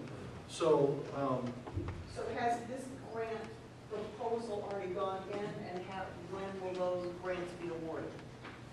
the grants potentially could be awarded between October and November, Chief. The grant potentially could be awarded, I thought it was October or November. Yeah, you start looking at October, but it's normally around that time frame, October, November. But we're dealing with the federal government, so don't count on exactly, hold us down to an exact date. What they do is, if they get closer, they'll start sending us more information that they're about to make their decision, but we haven't got that time. Yeah, but their fiscal year starts on October 1st, so there's really no predicting what they could do. How many years have we applied for it and not gotten it? As chief, if you ask me, I applied twice, and I didn't get it once, and then we applied again, but we asked for like 8 offices or something. I mean, we just went out there at home, trying to get any good, and they turned us down. And then we went back again and applied for the 4. Actually, that was the second, they allowed us to come back because we were rejected the first time. So they came back and said, now you can apply again, we'll consider you again. We have to submit paperwork the second time, and they cut your number automatically. If you ask for it, they cut it by 50%. So they went back, because some communities turn down the grant when they get them, so they take those numbers, put them all together, and then come back and see if they can offer it again. And that's what they did. So that time around, we got the 4 officers. Okay, that made it a little bit muddy in my mind of how many times you've applied. So I've only applied, only applied actually once, when I had 2 shots At the same grant, that's correct. And is it limited if you're already getting some under this program? Can you apply, like you apply, you get 4 cops, and the next year you apply and you're trying to manage that? Or do you have to work your way through the program? I truly can't answer if they have those kinds of restrictions on you. They may have them. I'm not aware of those, so I can't really tell you that. But they time them so that they tend to not offer them until they've exhausted, when they're about used up, and then they come back and start offering those COPS grants again. And the way the feds divvy this up, is it by size of your department? Is it by state? How big a pool are we competing in? Some departments are automatically going to get COPS. Chicago, they're going to get COPS grant. They're going to get COPS. They're killing each other. So the larger departments like that, they're going to get it. How they break it down to us, a lot of that depends on what we write, what we're looking for, our submission, what we're going to try to do with it. They look at what the type of crime footprint that we have in the area or in the Metro East. When we talk about it, we talk about crime in the Metro East as well. So it's a lot of variables in there, and not just any one particular, but some departments automatically qualify. Well, do you know anything about what their formula is? If, your population is X, therefore you need this many cops. No, they don't have a formula like that. No law enforcement employment rate formula exists. Okay. You can have, there's numbers that I can show you what our employment rate is, but that's based on census data. It's not based on your crime footprint or whatever. So what I'm saying is you can have a community our size, they have 50 cops because they just can't afford to pay for 60 or 70 or 80. So that doesn't really tell you the story. So there's no formula when they say if you have this, you can get that. You put in, you tell them what you plan to do, you tell them what your situation is, what your UCR numbers are, but you have to provide that information. And then we put in our fact sheet. They take a look at that. They're going to compare us against, you know, the other departments that put in. They're going to make a decision. Okay, and are we telling them we want cops to patrol? Are we telling them we want a special gang unit? What have we asked for? We don't have to get that specific with it, but we do have to let them know the types of things we're doing. So such as when I talked about crime in the area, in the region, I talked about crime in down below the bottom of the hill in St. Louis. I use that as an example. Per capita, it's the most violent area in the United States. So I said we border that. We have crime that comes from that. Here's what we're trying to do to mitigate that. And some of it is we talked about hotspot policing and patrol and other things, but you don't just necessarily say, if you give me this, I'm going to do A, B, C, D, E. I try to talk more conceptual terms and strategies and leave ourselves a little room. Do you know how long this federal program has been in existence? Well, it's been in existence, at least I got hired to the cops. Okay. So it's It started under Bill Clinton. yeah, so it's been here for quite some time. Started It's been here for 18 years. Okay, and the possibility exists that we ask for 4, but this time they could come back and say, no, we don't have that much money, you can only have 2. This is not the second time we're at the wheel. This is still the first time. Right, but the possibility exists that that could Yeah, happen. they could reject us the first time, make some awards, see who accepts the grant. Other municipalities and other departments, they're going to turn it down. Some are going to turn it down. Then they'll go back and they can't match the matching grants. Their economy is such that they can't do it. Peoria was one, they turned down 15 times. They just couldn't afford to pay that after that grant was gone. So there's legitimate reasons for doing that. So that may happen. I'm not to say that it will. Everybody right now, the economy's changing. It might take all of them. So there's no second shot at it. Okay, so let me recap. We've applied for a grant, we don't know if we'll get. We don't want to earmark the tax we have already put forward. So theoretically, we could be taxing our citizens and give them 0 cups because we refuse to earmark. Jamie, do you want to address, we talked a little bit. I can tell you, Alderman Holt, I'm not sitting here all these weeks talking about standing up for this if I wasn't sincere about us following through the hard cops. I think, Jamie, I guess my main concern with putting things in ordinances, tying your hands, is that if the economy changes, what are you going to do then? Who else are you going to lay off because you've already tied this money to the police department? Our police budget is over $8 million. This $1.2 million is a drop in the bucket. That is used up in 3 months with their payroll. Their payroll every 2 weeks is $250,000. So to say that you want to tie that $1.2 million just to the police department, fine, in 3 months I'll have it spent. So, you know, keep in mind, when we passed this 4% sales tax, we were still replacing in the budget, Jamie, the what, 600,000 roughly, that when we got rid of the wheel tax? And that's for essential services as well. So I feel very strong that we have been very, very upfront with the public, and I lay my reputation on it. I want to see what this COPS grant does first, so I don't want to get out ahead of myself and ruin our opportunities there. And I'm hoping that we get as many as possible to the 4 we ask. But I am prepared as the mayor of this city to move forward with the budgeting process and with this council to hire cops. I waited patiently to see, Jamie and I did, what this 0.25% sales tax would yield. We've managed to pay our cash reserves back up to where they were when the bottom fell out of the economy, which we felt was at minimum, a must. I would like to continue to still pay the reserves up a little bit more.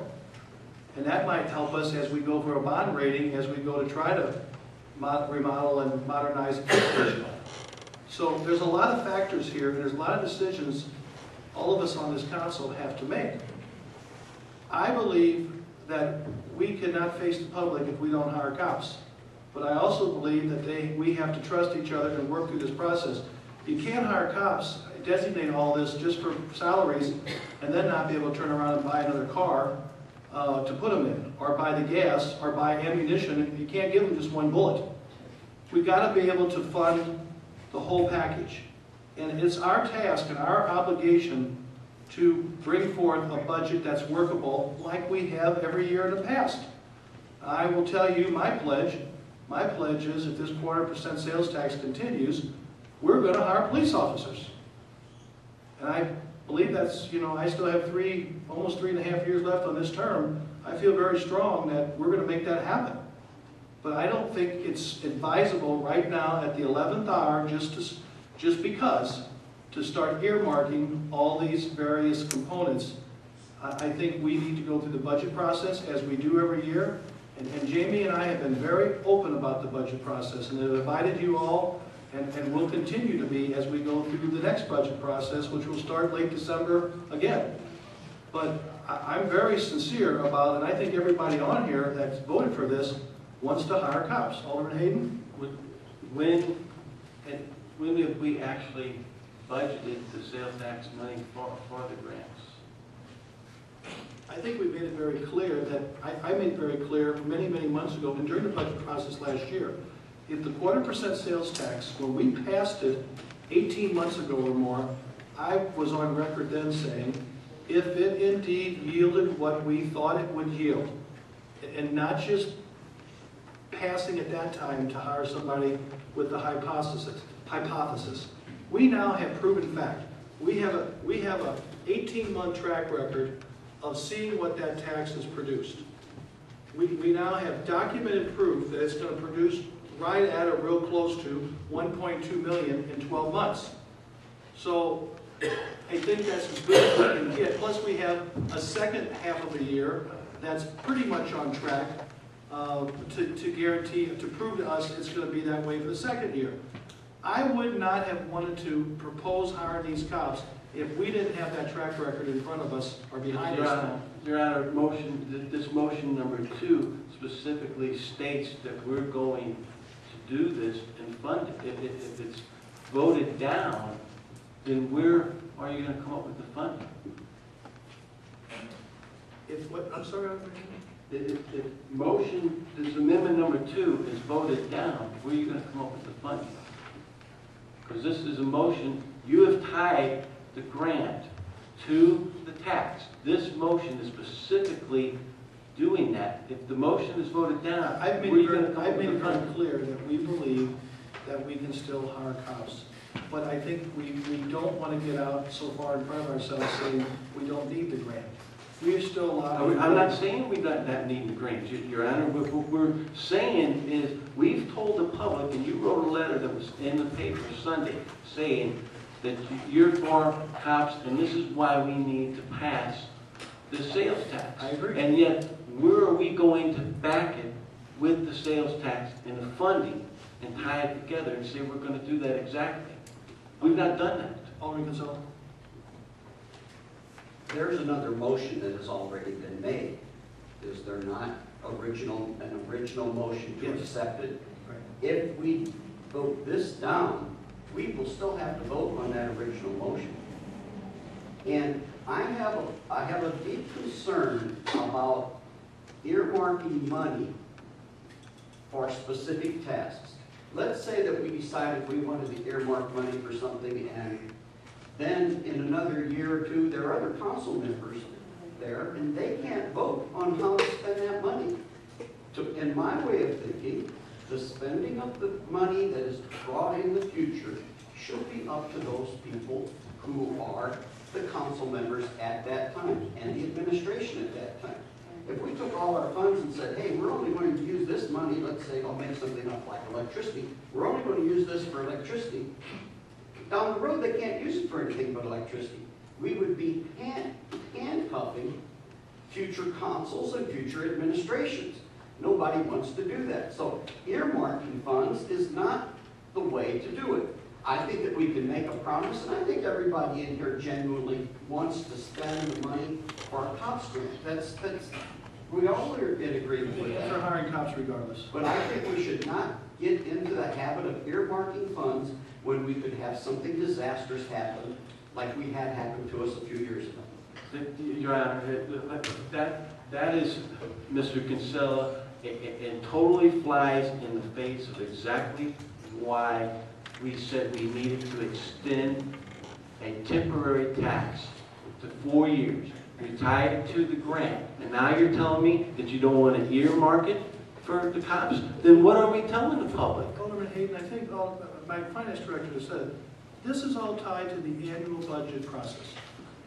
Every year, we as a council are stewards of reviewing and passing a budget that, that we believe is workable and we're committed.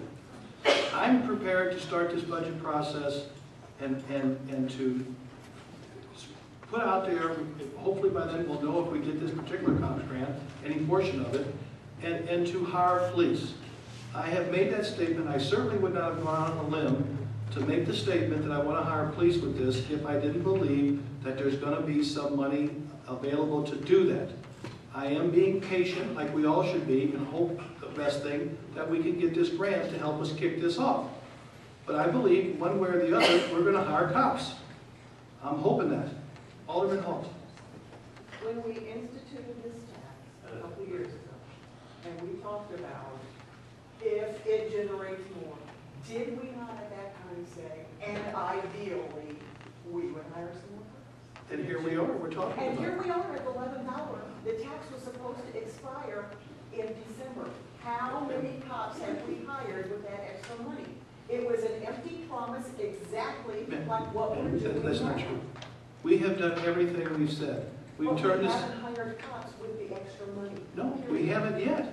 We paid back our reserves. If we didn't pay back our reserves, we would never get. So our word 2 years ago was broken. Our word 2 years ago was that with this, we believe we can work towards seeing how it's going to pay off and then hire some more cops. After we reevaluate, do we continue it? I didn't say in that 2 years. It was not said in that 2 years that I promised any cops in that 2 year period. We were still rebuilding from an economy drop that was almost as bad as the Great Depression. We never promised that. But I did promise that if this tax is continued, now that we've seen the way it does produce, that I am willing, and it is totally possible and totally able to put us in a position where we can hire cops. Your Honor. Well, I had the initial floor. Okay. Yeah.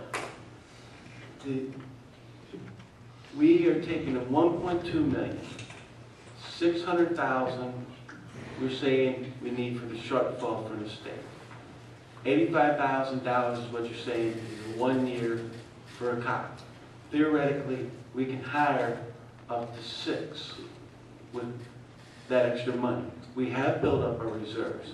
But once again, here we are with this, and I'd have to go back, Mr. Kinsella, and look at the record, because I don't believe that this body has ever technically made a vote to tie any money to the grant. And this is exactly what this is doing right now, is to say we are going to do this.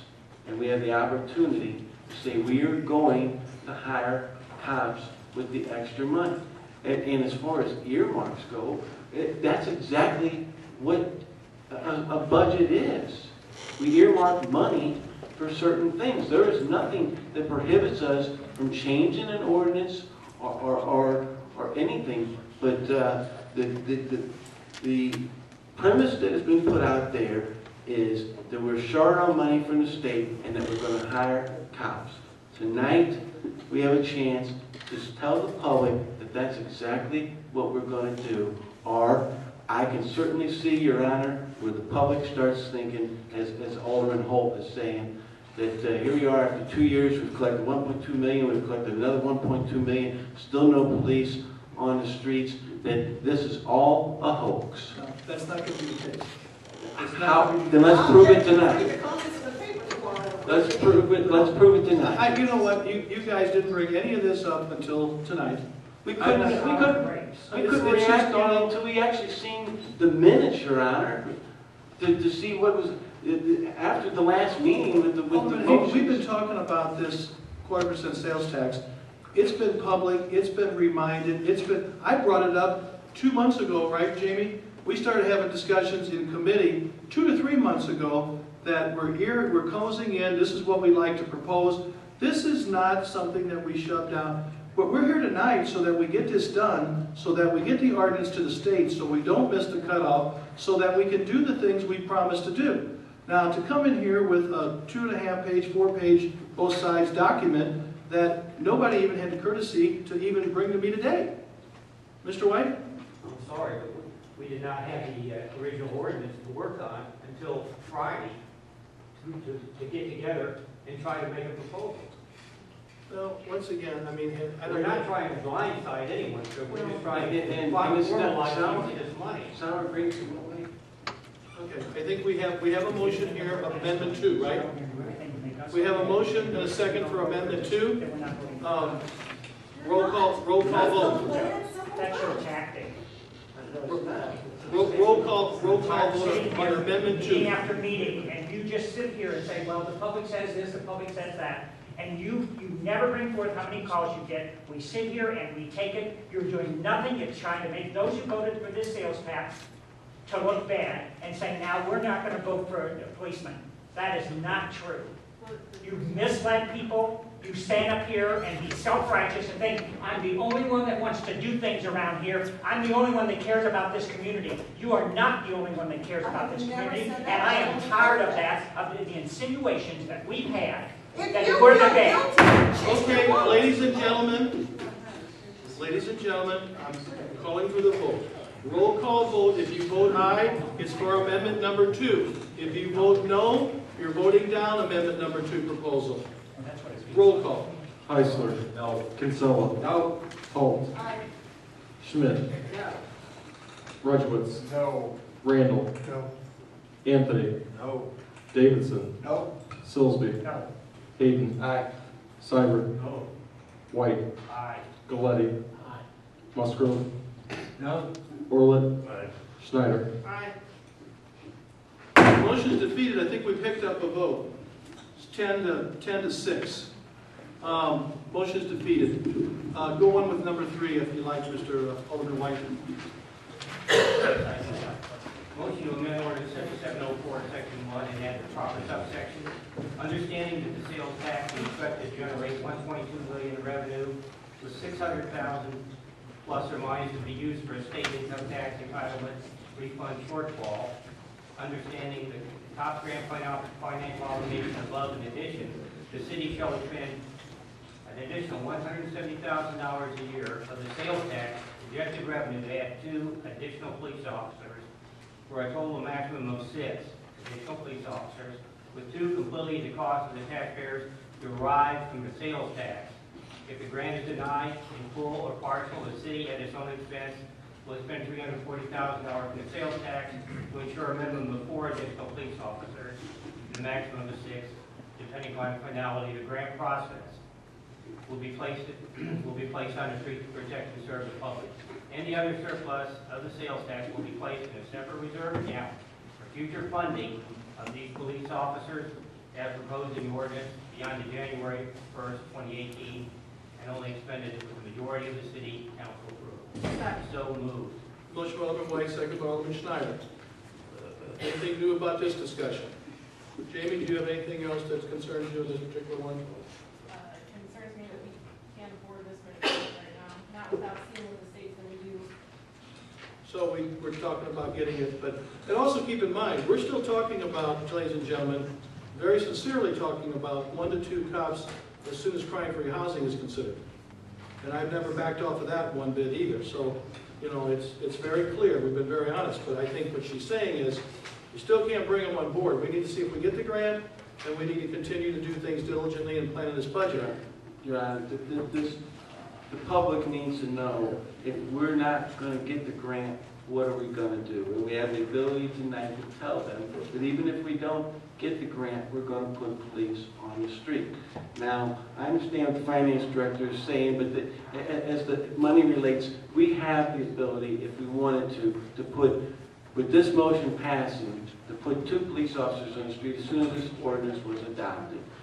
You know, we can play, the money doesn't come in you know, overnight. You can't, if you get your cops crime-free housing, we're going to come with the money to put them on the street the next day. The ordinance has it tied to a fee.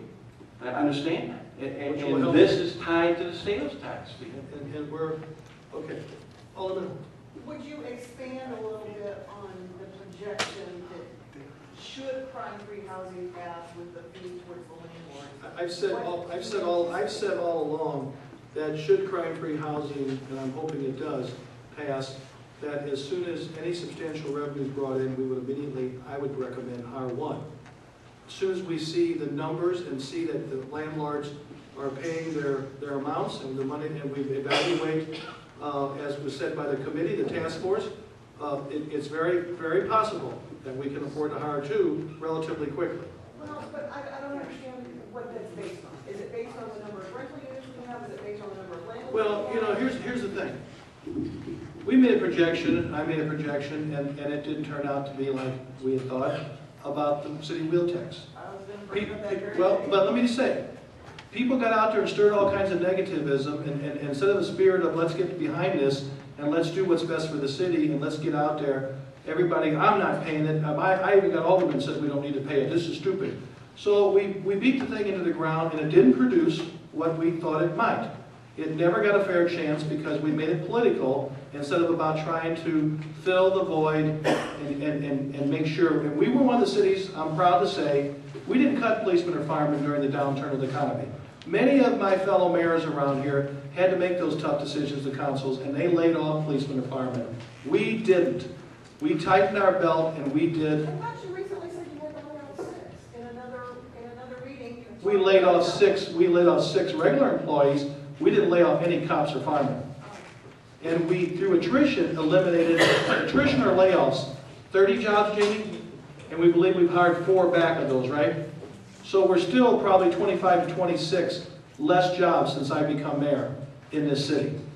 Now, we've been very frugal, and we continue to be frugal, monitoring it, and still continue to grow the city. You all approved, and she was here tonight visiting, not here now, but we have a new employee that we need in economic development that we've been short for 4 or 5 years. She's going to start the end of the month. You all wanted the cameras in here, which are on the things right now, to start filming the council meetings. I agree with you, but we voted for that expense. We voted for the website. We knew we have to have a webmaster when you have a website now with the complexities that we introduced starting today.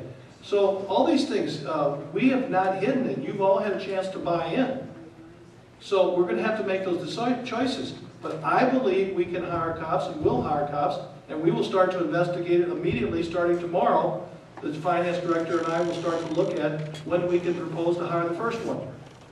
But I don't want to get ahead and jeopardize the grant either, so we got to talk about that. I don't want to have it to make it look like we're, you know, we need this grant. We need this, we really need this grant to get us started on the right foot. But if we do get turned down, I'm still committed to working hard to hiring as many as possible, as quickly as possible.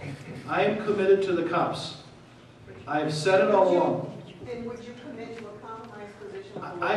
I am committed to us having the good faith and working through the budgeting process and using our good judgment to hire them like we have all the years past, and I will live up to my word. I think these amendments at the last minute, I agree with Alderman Silsby. They're a tactic that at the last minute here in front of everybody, we're going for all kinds of show again.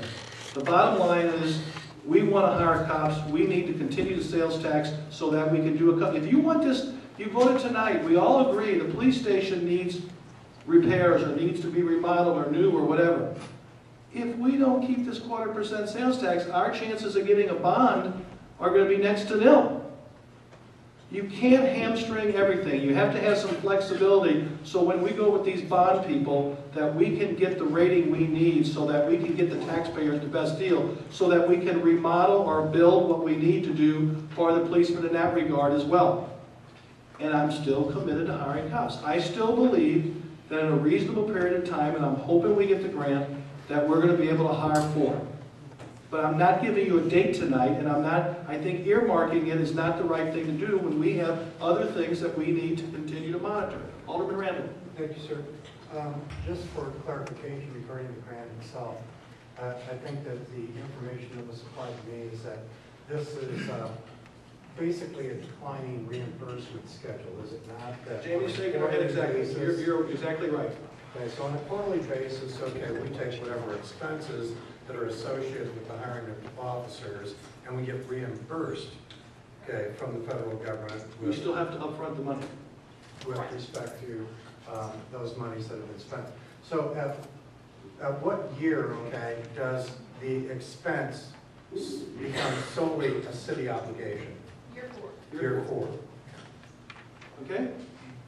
Okay, we have amendment number 3 in front of us. We have a motion, we have second part. A yes vote approves the amendment. A no vote would turn the amendment down. Roll call. Heisler. No. Kinsella. No. Holt. Yes. Schmidt. No. Ridgewitz. No. Randall. No. Anthony. No. Davidson. No. Silsby. No. Hayden. Aye. Seibert. No. White. Aye. Galletti. Musgrove. No. Orlett. Schneider. Aye.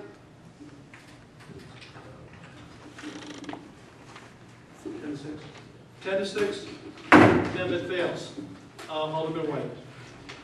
I'm voting down amendment 3. It's kind of made amendment 4 a little moot because of the move that we know will earmark funds to review by the projected in there. So are you not bringing the other 2 amendments forward? I will bring number 5 forward. Okay, so you want to propose that? Go ahead. We started out from committee, just to take it first, we started out with making a 2-year commitment for the 40% sales tax.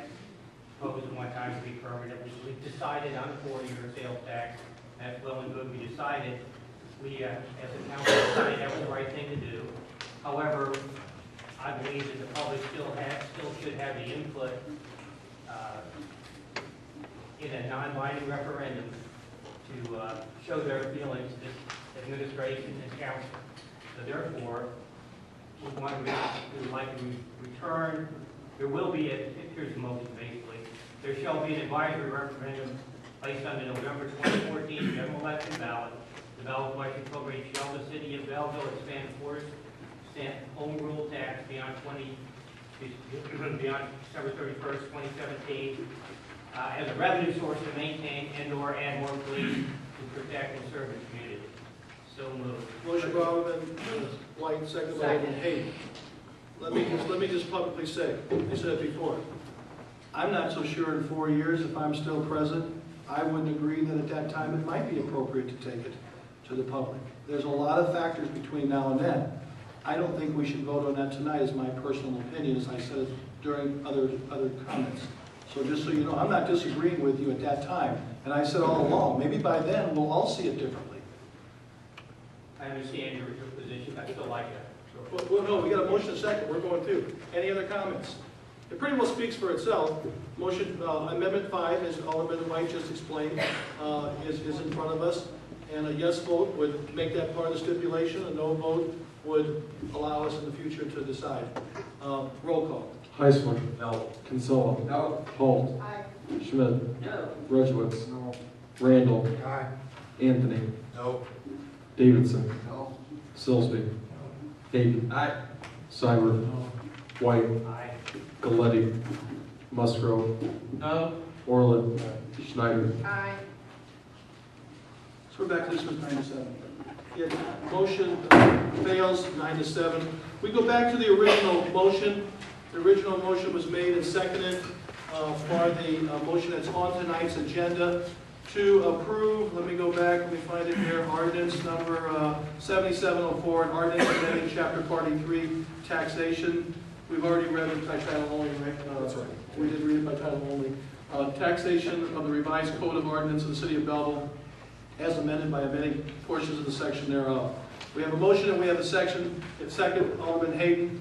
Yes, Your Honor, if I could have got commitment from full council that we were truly dedicated to using this to hire police, then I could support the sales tax, but it's clear and evident to me that we're not going to make that guarantee tonight to the people. Consequently, I cannot support the tax.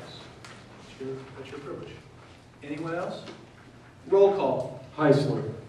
Yes. Kinsella. Aye. Holt. No. Schmidt. Aye. Rudowitz. Aye. Randall. Aye. Anthony. Aye. Davidson. Aye. Silsby. Hayden. No. Seibert. Aye. White. No. Galletti. No. Musgrove. Aye. Orland. No. Schneider. No. Looks like 10 to 6. Motion carries 10 to 6. The sales tax will be extended. We have ordinance number 7705. Do I hear a motion to approve that? Motion by Alderman Silsby. Do I hear a second? Second by Alderman Kinsella. Did you read this by title only? No, we haven't. Would you read by, so the first motion will be, I'm sorry, to read by title only, 7705. All in favor of reading it by title only, signify by saying aye. Aye. Opposed? Motion carries. Ordinance number 7705 is zoning ordinance in regard to case number 40, July 13th, Veronica Winters. Do I have a motion to approve? So moved. Motion by Alderman Kinsella, do I hear a second? Second. Second by Alderman Musgrove. Discussion. I have a question for the alderman whose ward this is in. Have you spoken to this person directly? Yes. Okay, and are you aware that the city has sent to her husband approximately 4 letters this summer for not maintaining her property? No. Not this property. No, not Is this it property. the daycare property? No, but are you aware that she was at one time running it illegally out of her home? Yes. Yeah, she came forward, we had that discussion in the council chambers. I was just concerned because I thought I recognized the name, and I called both economic development and housing today and verified that this whole household has had a number of problems with the city, and it just raised enough red flags with me that I feel really uncomfortable passing this. Well, that's your choice. We've got the the state people involved that are going to verify everything. They have to approve it first, and the fences and all that. Emily, is that all accurate with you? That's true. I mean, the only thing we have in the city is if they have indebtedness to the city, there's some language that we can't approve certain things, or we would recommend that we don't take action. But the fact that her husband has a problem, I don't even know if her Well, it's in my husband's, ward is why I understand, but I don't even know if her husband's legally on the, Well, ultimately, the request is for the use of a daycare at this particular property. So that's what's in question here, not really anything else. but I don't even know that he's tied to that business myself, I can't prove Well, that. I wish I had recognized that before. First I heard it right now, first I, Well, yeah. it's just because the name triggers something. Can I ask you something? Is this one of those things we were hoping the GIS system would help us with, or is it strictly by address? Is what? Is triggering, hey, we've had issues with a particular. I don't know that the GIS is gonna Well, I turn. mean, hope eventually, this is like a couple of years down the road, we're gonna have all this tied to address. So if I click on a particular parcel in my system, it'll come up with any complaints we've had, any police calls we've had, any, debt to the city, any variances that have already been issued. All that will be tied to locations. Will it be tied to me? I mean, if I'm a landlord and I own 20 properties and 10 of them, you keep getting problems. GIS is gonna be tied, GIS can be tied. It'll be tied to the location. current property records. The location. But there's no location information between a name and a nuisance. The So- location's not associated with that. We have a motion and a second here on ordinance number 7705. If there's no further discussion, roll call. Heisler. Aye. Kinsella. Aye. Holt. Schmidt. Rudowitz. Randall. Anthony. Aye. Davidson. Silsby. Hayden. Seibert. White. Galletti. Musgrove. Orland. Schneider. Aye. Motion carries. Ask for a motion to read by title only, ordinance number 7706. So moved. Motion by Kinsella, seconded by Schmidt. Any discussion? All in favor of reading 7706 by title only, signify by saying aye. Aye. Opposed? Motion carries. Ordinance number 7706, an ordinance approving the final plat of Green Mountain Manor, Phase 3B. I hear a motion. Motion to approve, motion by Silsby, second by White, to approve ordinance number 7706. Discussion. Roll call. Heisler. Aye. Kinsella. Aye. Holt. Aye. Schmidt. Aye. Rudowitz. Randall. Aye. Anthony. Aye. Davidson. Silsby. Hayden. Aye. Seibert. White. Aye. Galletti. Aye. Musgrove. Aye. Orland. Schneider. Aye. Motion carries. Unfinished business? Yes, ma'am. I wanted to ask the attorney if IMRF has given you a ruling. No, that's a personnel matter, we can discuss that in litigation. Okay, can we announce that before we go into executive session? We're gonna list the name, so Okay. I also wanted to ask, has anybody looked into drug testing? As far as prices go, as far as, we started to have a conversation. I meant to talk to Mr. Schneider and get Peggy to investigate that, I'll be honest with you. It has not happened Well, yet. let me just ask you, is this a task that is being given to human resources? I'm gonna ask them to investigate those facts for me, and they'll be able to produce them relatively quick. I just, to be honest with you, he was on a little vacation. It's been a crazy 2 weeks. Well, and that's it fine, did not happen. I'm just trying to. I thought about today. Okay, somebody is handling it, though, or will. Well, we're going to. Jim, you remind me, but we talked to program. But then we gotta figure out the price and all that. Well, we also had a memorandum maybe from the city attorney about the legality of these drug tests. He's gonna look at that for me. That's gonna also be looked at, and, you know, as well. Okay, the only thing on unfinished business, I mentioned it a little bit earlier, there are the 3 cameras are in place. We're meeting with Lindenwood, we've got one more meeting with Charter, a couple little, not glitches, but a couple understanding things. Hopefully, we're gonna be, within 1 to 2 meetings, ready to go. They might even be testing, you know, doing some practicing by the next meeting for sure. I think the second meeting of September, so. The equipment's here and it's installed. Where's the third? 1, 2, and there's one up here that rotates. Oh, That's it. So you have 3 cameras, so just remember to smile. Okay, moving on to communications. A communication from Nicole Pletzkester requesting permission to have Auburn Street blocked off with no parking at 200 block on September 21st, 2013 from 10 a.m. until 6 p.m. to use the street for wedding photos. I hear motion. Motion by Seibert, second by Ridgewitz. Any discussion now?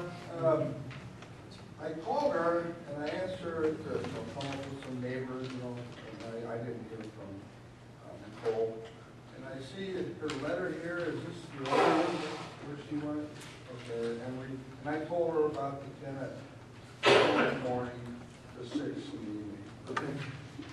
Paul, you heard any feedback negatively? No, sir.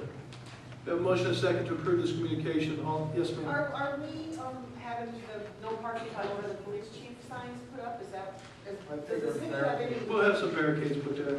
We're gonna be barricaded? Well, you have to, there's no parking meters there to attach them to. We'll probably have to put a barricade and, you know, between the two, no parking between barricades or whatever, you know. Okay. They'll have Chuck Schaefer have to figure it out, but there's, downtown when we do those orders, we have meters to stick the signs to. Right, and they're usually set out at. And they might have stakes to put in the yard like they do sometimes, you know.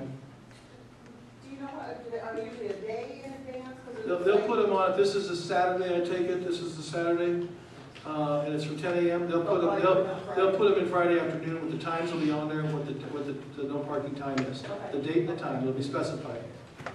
Okay? We have a motion, we have a second to approve this communication number 8. All in favor signify by saying aye. Aye. Opposed? Motion carries.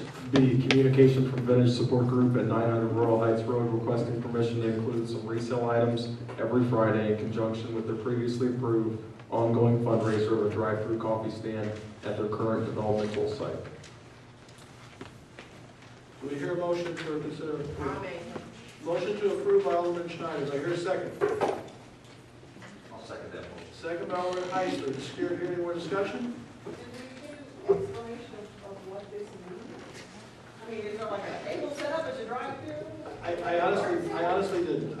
tried to reach out, but Janet, you heard anything? Well, my question was with hers, I mean, it's housing, or who would this be under? Would it be under housing maybe, or to police it and see if they're, how do we have a limit? I mean, Bobby, let me ask you a question, Mr. Sable. Have we had any complaints about this so far, what's going on so far? No, sir. I have not become aware of it, and it's through just this, there's some sites at this time, there's a certain time every Friday, but it's only for this, there's a designated time. This is if only we for. had a complaint, could we revoke our Well, permission? I think if we have some complaints that are legitimate complaints, I think we can revisit anything, but at this point in time, there's been no complaints. I did not have the time to personally go investigate this. And I just did, I thought maybe the alderman or whatever, or anybody had anything or any stuff, but nobody has. I just can't see in my mind how this is laid out. I don't understand how it Well, functions. you know, you certainly, any and all of you are welcome to go. I just haven't had a chance to go and visit it. But if you can look at it, I guess if it turns out to be that we're approving something we didn't think we were approving, we can come back and amend it. Okay. Yes, sir. Is that the Don Bosco, is that the? It's that location. That's what I'm understanding, yeah. I don't know enough about it. I know it's in my ward.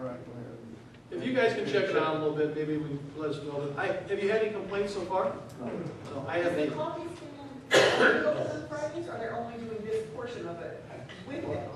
That's a little bit of the clue, I mean, but. They have got a parking lot there, and I know. But I do know that Don Bosco and that group, those groups out there in that building are all non-for-profit, and they're all trying to keep their head above for the programs.